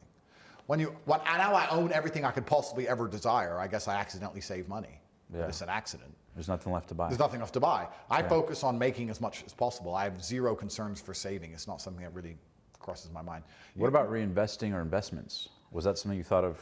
I mean, clearly not early on when you're buying the Rolex. And this is another thing that's interesting, because if you're successful at any business, you end up in the real estate business because you have to put your money somewhere. Exactly. So you end up buying a bunch of houses because there's nothing else to buy. You have to. And people, often broke people, will sit and say, oh, if I was rich, I'd just buy a few houses and then I'd have a house here and a house there. And cash flow. Not understanding that those houses need to be maintained, and there's property taxes, and there's work, and your tenant didn't pay rent. You got to turn up with AK-47s and kick him out. And it's headache, it's work. And then it's international. Broke people always say, I'd have a house in Spain and a house in Miami. Oh, I'm sure you would. And what happens when your house in Spain is broken into and you don't visit it for 6 months? And it's full of squatters doing heroin. Like it's work, these investments. So real estate's a headache. And then a lot of other things on paper, which is not even real money, this stocks, bonds, all these garbage things on pieces of paper, they're great if you can find a way to keep hold of them. Because please remember, at any point in time, it's the same with real estate, to be honest, at any point in time, a judge who you've never heard of can stamp a piece of paper and decide that you don't belong, you don't deserve your things you've worked for anymore. They don't belong to you. You can buy a whole bunch of stocks and bonds and real estate, and then you can piss the government off, and then whichever agency can go to a judge and say you're a bad person, and the judge who's never met you, who doesn't give a shit, will stamp an order to confiscate your wealth. And there'll be a new piece of paper that comes to your door and says, this house you paid for ain't yours now. And you'll say, what was that then? So you don't even own any of that. Gold is hard to transport, it's heavy. So what cash is difficult. You can't really deal with cash anymore. There are some things I've found, but I don't. Andrew Tate's investing tips. I have tips. to wait until I'm free from the Matrix attack. If I tell you what I've found, they're going to look for it. Right. You have to think outside the box. I mean, but real estate is great, but you have to sit and understand that. What type of real estate? Can you talk about that you'd invest? I can talk about this. If you're a man with balls, you're going to piss your government off. And when you piss your government off, they're going to come and take your house. And if you're sitting here saying, no, I'm not going to piss my government off, Andrew, because I'm not going to get famous on the internet and tell them they're all idiots like you do, because I'm a lot more sensible than you. Well, I will say the following, sir. When they come with COVID 2.0 and they tell you to put a mask on and you don't put it on, and you get a fine for not putting on your mask, a $200 fine, and you refuse to pay that $200 fine because you know it's unjust, they will go and put it to a bailiff, and they'll put the fine up, they'll add more money on top, and they'll put a court date on it, and they'll continue to amplify this fine until it's in the thousands and thousands, and you refuse to pay it, and then you'll go to court in front of a judge, and you'll explain to the judge why you didn't pay it, and the judge will tell you you should have paid it because it's public health, and it's very important. You'll say, I'm not going to pay this is garbage. I don't have to wear a mask, I'm a full-grown man. And eventually you'll get to a point where they say, fine, we're going to settle this debt you owe us. We're going to take your house. That's what's going to happen. Look at Canada if you don't believe me. Look at the truckers who tried to stand up for freedom. They all lost their houses, lost their pets, had their dogs euthanized. No one talks about it anymore. Everyone just forgot. Oops. So you don't own anything anyway. You don't own the house. You don't own the investments. You don't own anything but your heart and your soul and who you are. You don't own anything but your faith in God.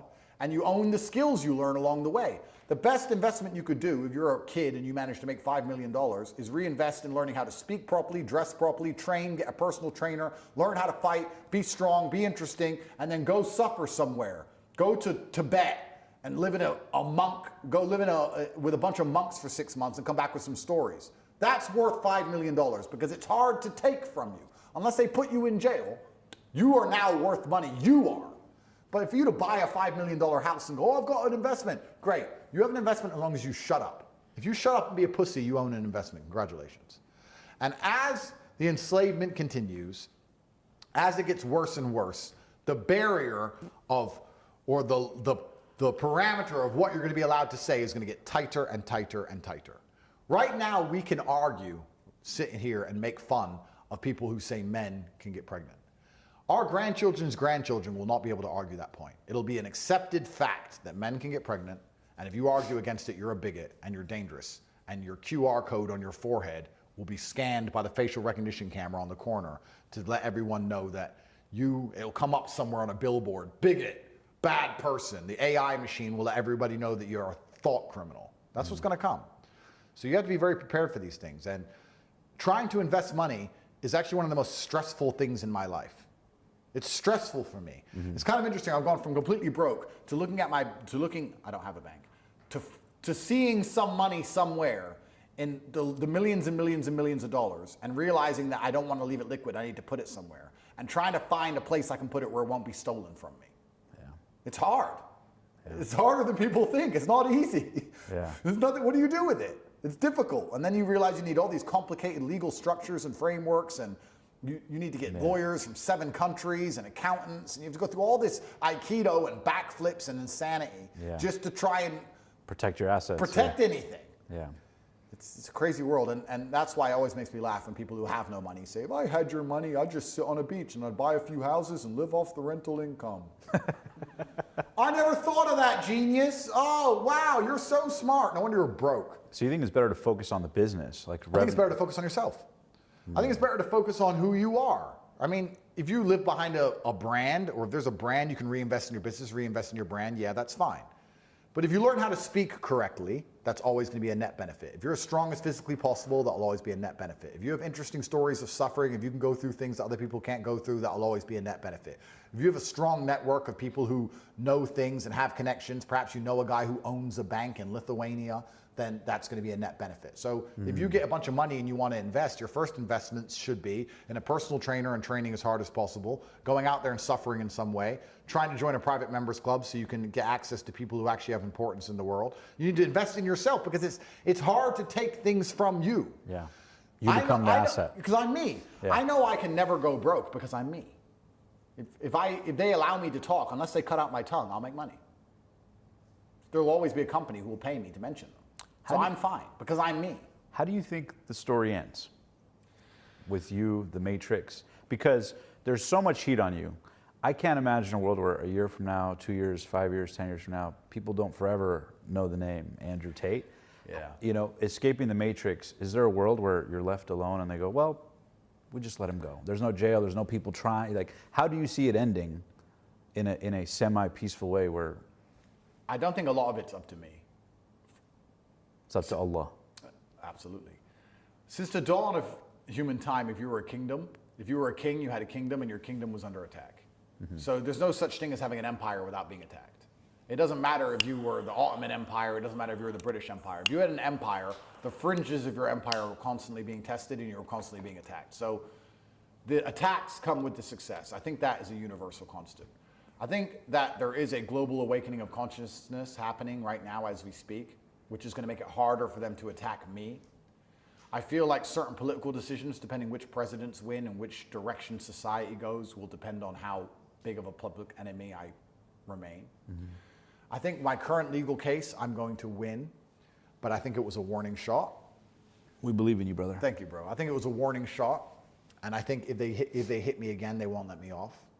And I don't think people at home understand that when a judicial decision affects the reputation of nations, it's not just about whether the person is innocent or guilty anymore.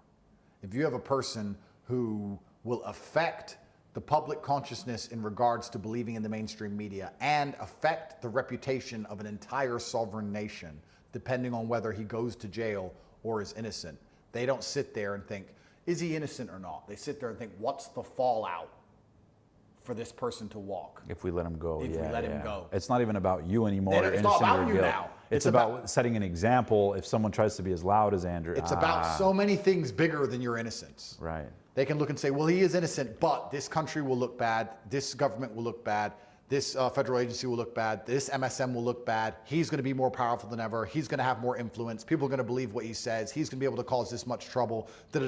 They don't even look at innocence anymore. They look at the consequences of your innocence. And then they decide, well, you know what? There's too much fallout for him to be innocent, so he has to be guilty. Yeah. It's not about law. People don't understand this. Yeah. I think I'll beat this one, but I think it's a warning shot, and I think that they're gonna, if I continue to upset them, they're gonna come again, and that one I won't beat because they won't let me. I think this one they're gonna do relatively fair. I say fair as if I haven't suffered enough, but they're gonna consider this a warning shot. Warning shot, Andrew, only 3 months in a Romanian dungeon and 5 months on house arrest and all of your assets stolen and 2.5 years and $11 million in legal fees, and That's your warning shot. Yeah. Mess with us again, you're going to that room, you're not getting out. That's what I believe is going to happen, which will be a fun story because we both know I'm not going to shut up. How do you sleep at night with this kind of pressure? I don't feel like I have any other choice, for the same reason you can walk outside knowing you might get struck by lightning. Because I don't feel like if I shut up, I would be a happy person. I don't feel like that's who I am, so I feel like I have to tell the truth of what I believe, and I'm just going to have to suffer the consequences of it. I don't feel like I have an option. If I had a choice, perhaps I'd be sitting in bed at night worried about, should I do this? But because I know I have to do it, you have to go outside, lightning might strike you. It is what it is. So the pressure's there and it's real, and I'm sure there's going to be a day I end up in a jail for a very long time, and I'm going to perhaps consider the idea of regret. For a fraction of a second, I'll consider the possible idea of regret, but it's not who I am. Knowing you know what you I know what's going to come. I've resigned to it. It's fine. It's fine. It's part of my story, and it's going to make a great story. So do it. Do it. The worst thing they could do is kill me now. Just proves me right. I'm not going to know. I'll be dead. Go on, kill me. I just resigned to it.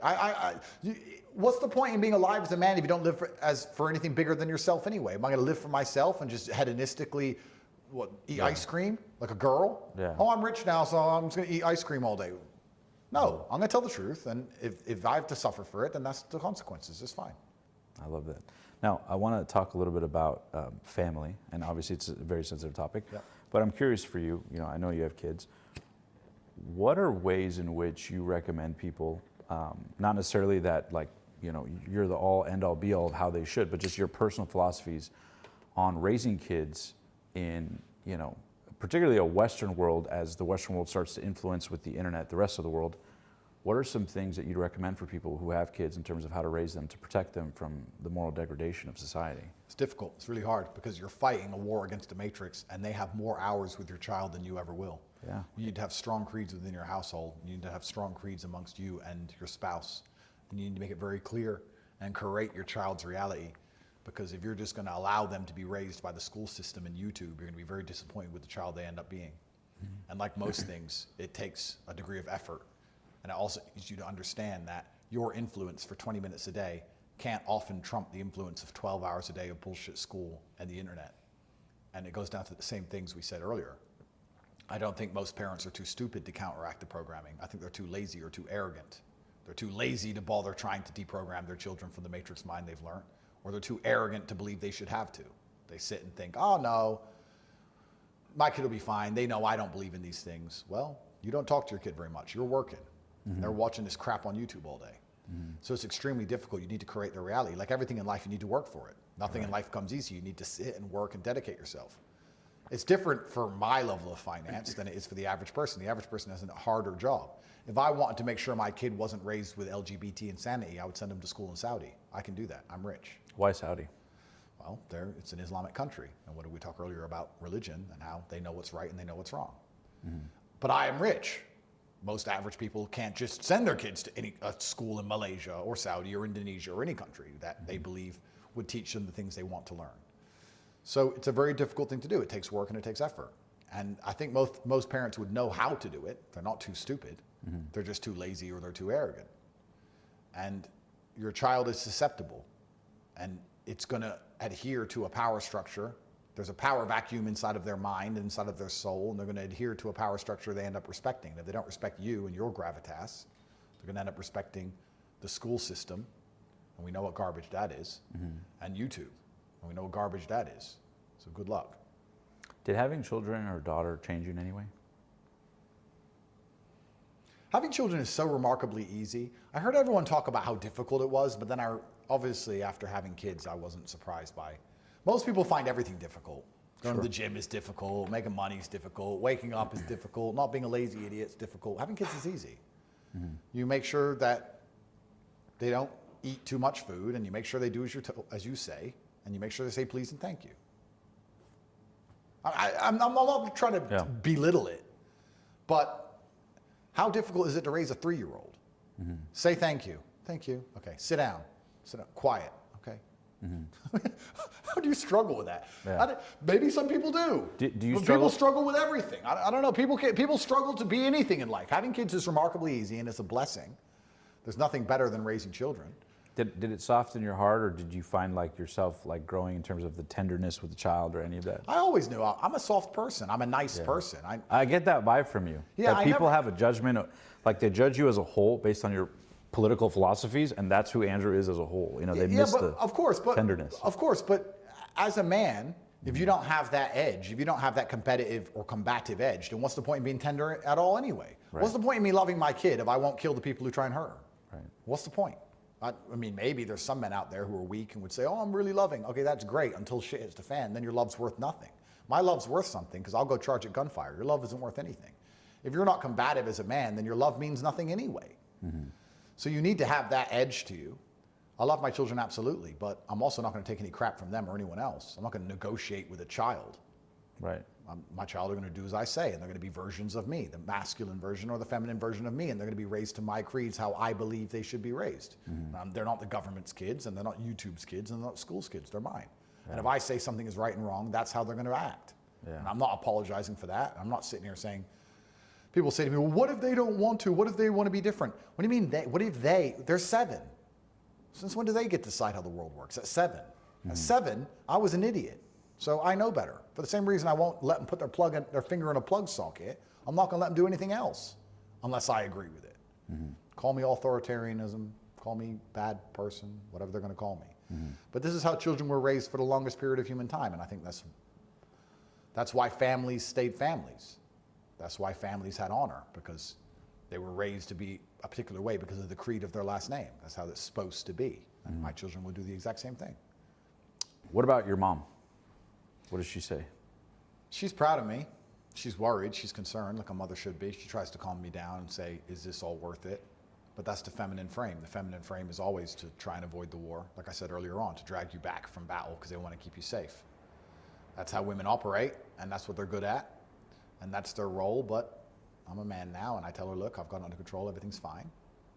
I take care of her. She's very well looked after, and she's just going to have to let me go. I mean, she said, I'm glad I have strong sons. I couldn't deal with all this mess if you weren't strong. And I said, well, this mess wouldn't exist if I wasn't strong. I'd be working in Starbucks, full of vaccine.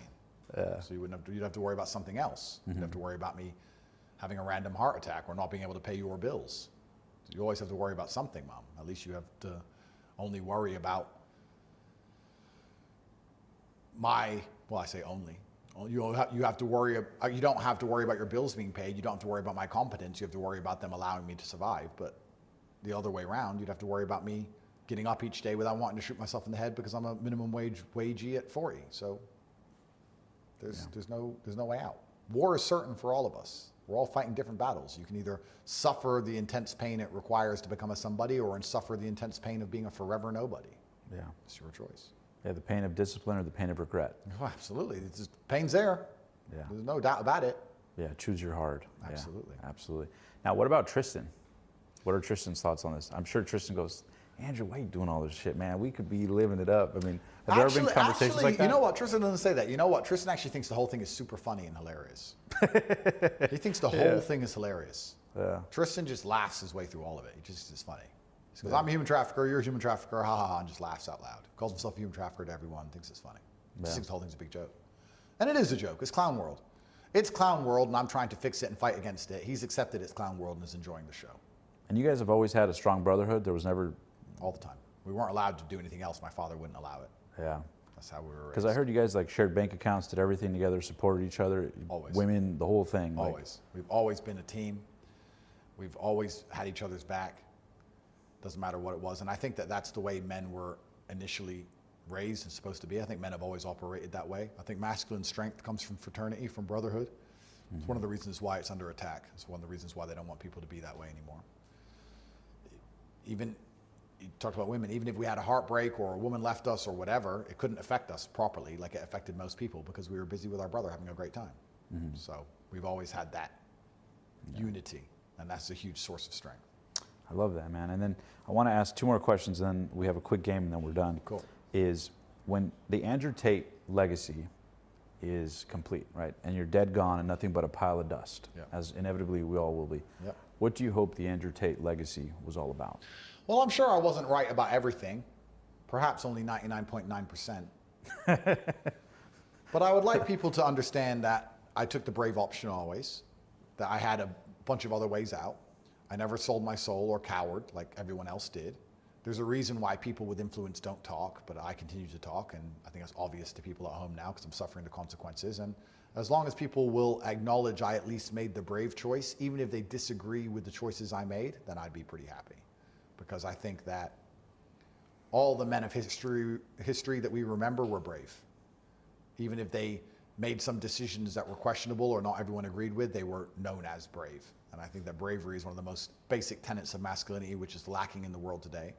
A lot of people agree with the things I say or think things similar, but are afraid to say them. And I think bravery is one of the most important elements required to crack the matrix and defeat them. So the brave choice, perhaps I'll put that on my gravestone, the brave choice. We'll see. Now, last question I have is, you know, a lot of people look up to your story. They look up to the philosophies you share. People have their own dreams, ambitions. What's your best advice for people looking up to you? And a lot of people try to use business as a vehicle to escape their own, you know, you talked about your humble beginnings. A lot of people have their own unique version of that. Yeah. What's Andrew Tate's best advice to make your dreams a reality, to beat the matrix, to break the chains of where most people are born and raised to live their dreams? Sure, I'll give my best advice. My best advice is to stop trying to do anything by yourself, because you're competing against teams. Who, not how. Well, yeah, you're never going to be able to outcompete a team by yourself. This whole idea of Rambo, lone soldier is garbage. I can even talk about me. I make a lot of money with a lot of people. I have hundreds of people, effectively, I work with in different areas in different regards. I have a very large team of competent men. I'm a competent man, and I know hundreds of competent men, and we're all pushing in one direction. How can you, as one person with your limited human time and space and energy, outcompete us? You can't. You need to find people you can rely on and trust, which is actually the most difficult thing, because especially when money's involved, you'll start to learn that that's hard. But if you can build a true fraternity of people who are on your side, you can trust with your life, you can do amazing things. Jesus did amazing things with 12 disciples. It's amazing what you can do with a few good men. You're not going to be able to do it by yourself. So it starts with brotherhood. It starts with shared vision. It starts with shared dedication. It starts with creeds and ethos within that friendship group that allow you to be the strongest, most fearsome version of yourself. Everyone talks about the fact that you are the sum of the 5 people you spend the most time with, but then nobody curates the 5 people they spend time with. They forget the second part of the equation. If you only hang around with killers, you'll be a killer. And if you get a good team together, it's nearly impossible to fail. It's nearly impossible to fail if you're a good team all pushing in the same direction. I don't even think it's that difficult to do. You just need to be the kind of person who's waking up around people who are not allowing you to be anything other than your best self, and then you're going to win. Profound. And how important is delegation, team building? A lot of people struggle with that early on. Well, a lot of people struggle with delegation because they're lazy and they hire mercenaries. So a lot of people will come along and say, I want to start a business. I'm going to be the face of it, and then I'm going to hire this guy to do this. And that's fine, but then you have people who are only working for a paycheck. And if you're the face of it, but they don't respect how much you have suffered to be the face of it, which ties back into something I said earlier, then they don't think you deserve that position of being the face of it. Why are they doing all the nitty-gritty? And then you have resentment, and then you have problems within the team. If you had a leader who suffers and charges head first at the gunfire, like the general on his horse first, it inspires the troops behind, and if they believe in the mission, and they're not doing it purely for a paycheck, but because they believe in the mission, that's how you fight. That's how you have the most powerful army possible in like days of old. So delegation is very possible, but you have to be careful hiring mercenaries, because mercenaries are only there for the paycheck. You need people who have the same vision as you, the same obligation as you, the same duty as you, and will benefit from the results, shared ownership. There's a lot of things you can do. But I think a lot of it is down to ethos and culture more than even just delegation. I don't have anyone who works for me purely for a paycheck. Yeah. I would argue that most people who work for me, if I were to say, I'm not paying you next month, they'd say, cool, whatever, and just continue to do their job, so they wouldn't care. You got an A1 team around you, and I know a big part of it too is family, right? Absolutely. How important has that been for you? Yeah, my cousins, my brother, a lot of the men in my family, we all work together. People say you shouldn't mix family and business, but I strongly disagree. Especially if you have a good family life and you already have a good hierarchy within the family, then it gets even better. But we all do our jobs and we all do them flawlessly, and I do believe you have to lead from the front. I'm the first person up, I'm the last person to sleep, and that's why I get to yell at anyone who doesn't do their job properly. So it's easy for me to run my billion-dollar company because I work hardest, and I'm always going to do that, and I have no problem doing that, and I think that's how it should be. fitness is a big part of the mind. So for me, one of the things I'm working on now is my fitness. Yep. How important has fitness been? Because it seems like it's been a reoccurring theme throughout your life to be physically fit. The mind gets as strong. When you strengthen the body, you strengthen the mind. How important has physical fitness been to your success, your mindset, your growth, making millions of dollars, having the impact you have? Like, what role has fitness played in that for you? I can answer that question in lots of ways. The first one is the simple one: a strong body is a strong mind. Secondly, there's a lot of discipline required in fitness, and discipline can be applied to universally to all things. Discipline is a skill you can pull out of your pocket and apply to anything. You can force yourself to do something you don't want to do because you're disciplined, not because you're motivated, like we said earlier on, not because you feel like doing it, but because you're supposed to do it. Thirdly, this is something that not many other people say, so I'm going to say it. There is a unspoken rule amongst men, and I remember a few weeks ago, maybe a few months ago, there were women on Twitter or women on the internet saying, when men meet, do they always think about the possibility of violence? Does that cross their mind? And they were surprised by that fact. That if men we met for a podcast, but if you meet men in an unfriendly scenario or you don't know who they are, for a fraction of a second, you're thinking, can I win this fight? Are they going to attack me? It crosses our minds. We live in a very physical realm. Sure. Any man who doesn't has been polluted by the matrix and will never be competitive and is doomed to fail. But if you're truly competitive, like you should be as a man, it always crosses your mind. And one of the important things about physical fitness that most people never talk about, never say, is men treat you different when they know that you'd be hard to hurt.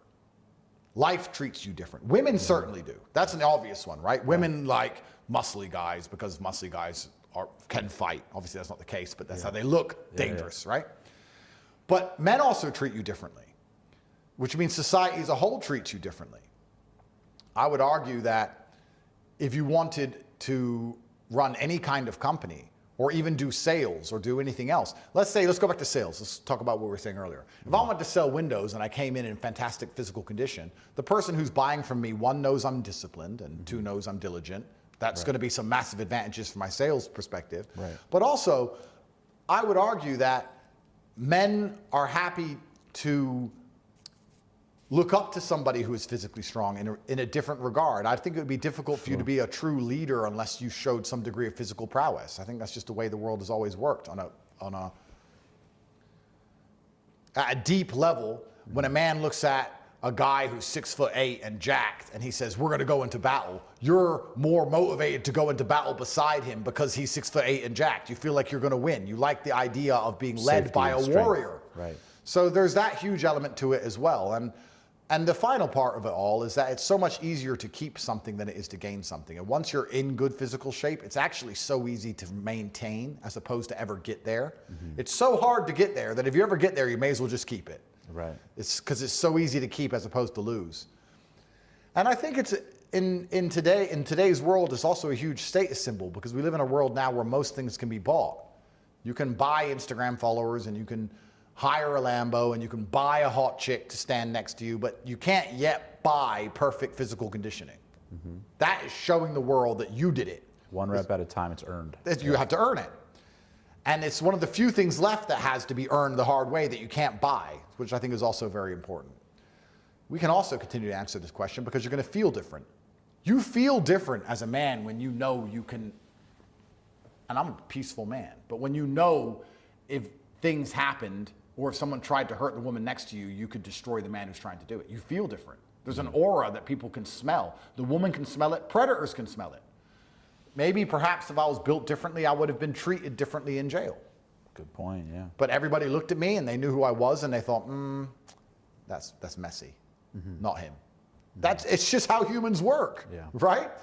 And it's just how the whole universe works. It's how the animal kingdom works. Even lions and tigers, as fearsome as they are, go for the weakest antelope. They don't want a hard fight. They just want to eat, right? Even mating partners, yeah. 100%. So society is the same. I'm sure there's scenarios in my life where I've walked down a street and I've been left alone, and the person who walked after me a few seconds later, because he wasn't built like I was the one who got mugged. I'm sure that's happened at some point in my life. But I'm the hard target. And I like feeling like the hard target. And I think that I approach life differently knowing I'm the hard target. Yeah. So someone said it smarter than I don't know if it was Plato or one of those ancient Greek philosophers. He said, what a shame for a man to grow old without ever knowing the true power his body is capable of. And I completely agree. Wow. Aristotle, perhaps. One of those really smart men. But yeah, and it's also one of the true beauties of being a man is being physically strong.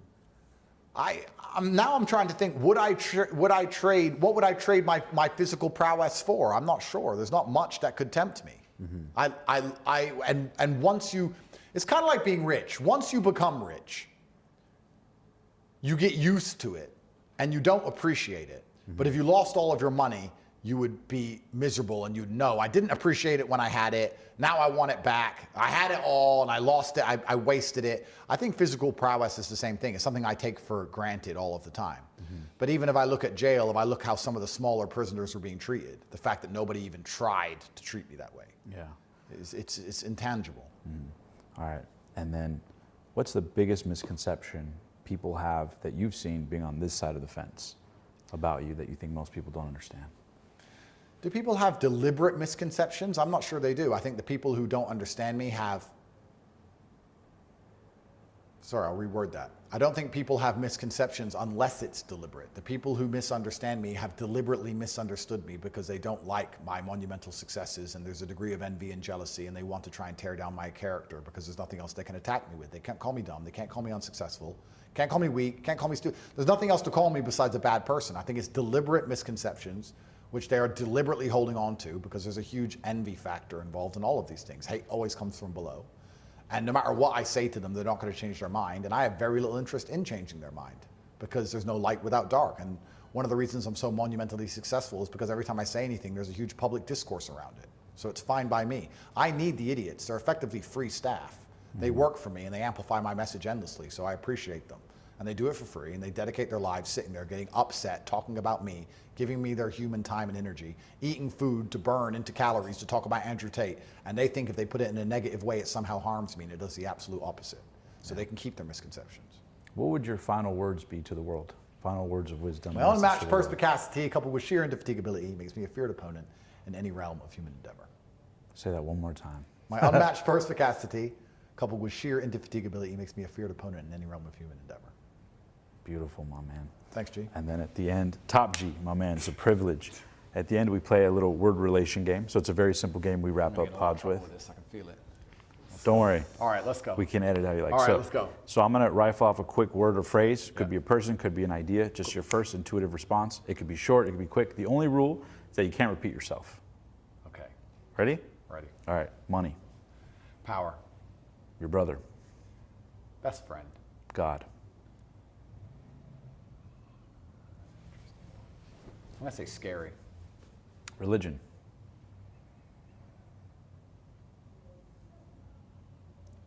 I don't want to break the rules, but you ask me these words and I can only think of very long answers. Let it flow. It's okay. Let it flow. Religion is, humans have always been religious. And I just want to say when you talk about religion, I was going to say imperative. And the reason I'll say that is not because I believe that, well, I do believe people need to believe in God, but there is no one on earth who doesn't have a religion. And if you don't believe in God, then you're believing in government or LGBT or communism or some garbage. There's nobody on earth that doesn't have a religion. And I think religion should be God, as opposed to pretending you're an atheist and then worshiping your government who taxes you to oblivion instead. There's nobody who is not religious. There are just people who believe in different things. The Matrix.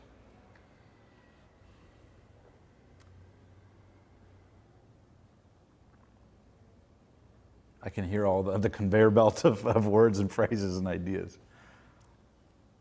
I'm going to say it's necessary. And I know that's a strange answer for most people, but human beings always resort to a form of order, even if that order is tyrannical. Because without order, there's chaos, and I don't think humans actually like the idea of chaos. The reason dictators stay in power in these countries is because if you remove the dictator, it just becomes warlords, warring tribes, and gang wars. And no one likes the idea of their children getting shot in the street by a random gang, and there's no repercussion, there's no law, there's no order, there's nothing they can do about it besides go out there and die themselves against the gang.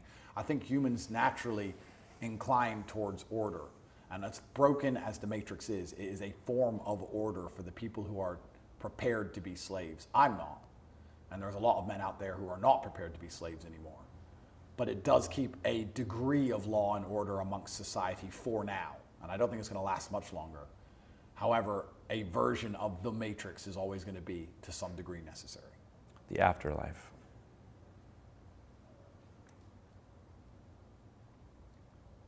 Serene. President Trump. He's brave. Elon Musk. He's brave too, but I can't use the same word twice. Elon.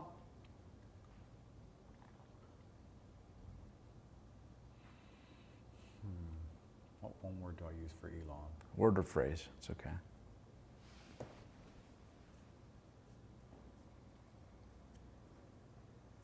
A lot I can say about Elon. I think he's done fantastic things in terms of cracking the Matrix. He's certainly been a huge orchestrator of it.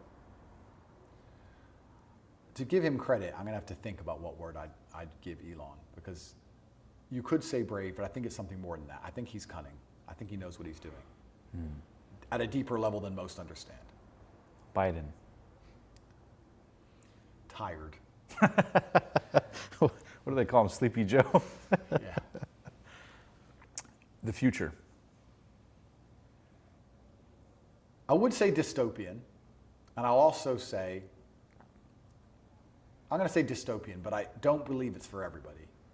I think the world is cyclical, and we're going to soon be returning to a version of history where there were kings and there were serfs. There were peasants and there were lords and rulers. And I think that this AI systems are going to implement are going to keep a lot of people very firmly in their place. Social mobility will be removed. And if you're not rich, your chance of getting rich will be zero. If you're not free, your chance of becoming free will be zero.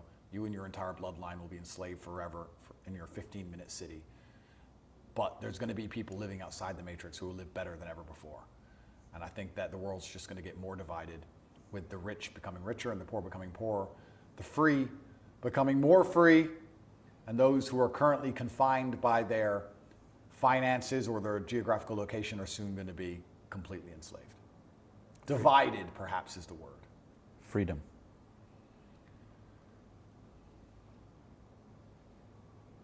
I think it's a decision, because I felt free in jail, because I knew I'd made the decisions. Although the decisions I made put me there, I knew they were the right decisions to make. Peace of mind. A luxury. Being top G. Stressful. The key to getting women, for men out there wondering. Key to getting women? Competence. They like men who can get things done. Your biggest insecurity. We talked about this earlier, didn't we? What is my biggest insecurity? Not having any? Yeah, I'm not sure. I'm going to have to think of one for the next podcast. Part 2, I'll come back with a whole list of insecurities. I'll see if I can find any. But like, I don't operate under that paradigm. I don't operate under that frame. There could be something glaringly wrong with me, and I refuse to operate under that frame. I don't think it's advantageous. I think I'm most competitive if I don't operate under the frame of this is bad about me. So I don't have any. Best advice you've ever been given? Best advice I've ever been given. I've had a lot of good advice, but I heard this, someone reminded me of this only yesterday. I heard it many years ago, and they reminded me of it yesterday, and they said, never scare a coward, because they're going to do the most heinous things to get revenge. Worst advice you've ever been given? Follow your passion. It's garbage.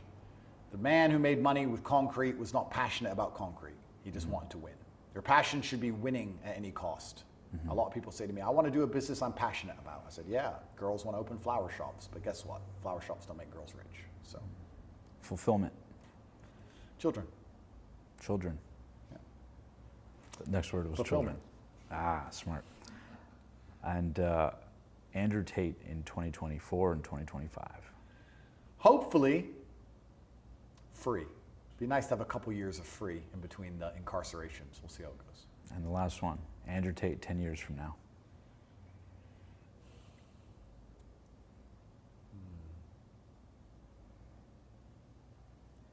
Not sure. I don't think that far ahead, but perhaps I should start, but I don't afford myself the luxury.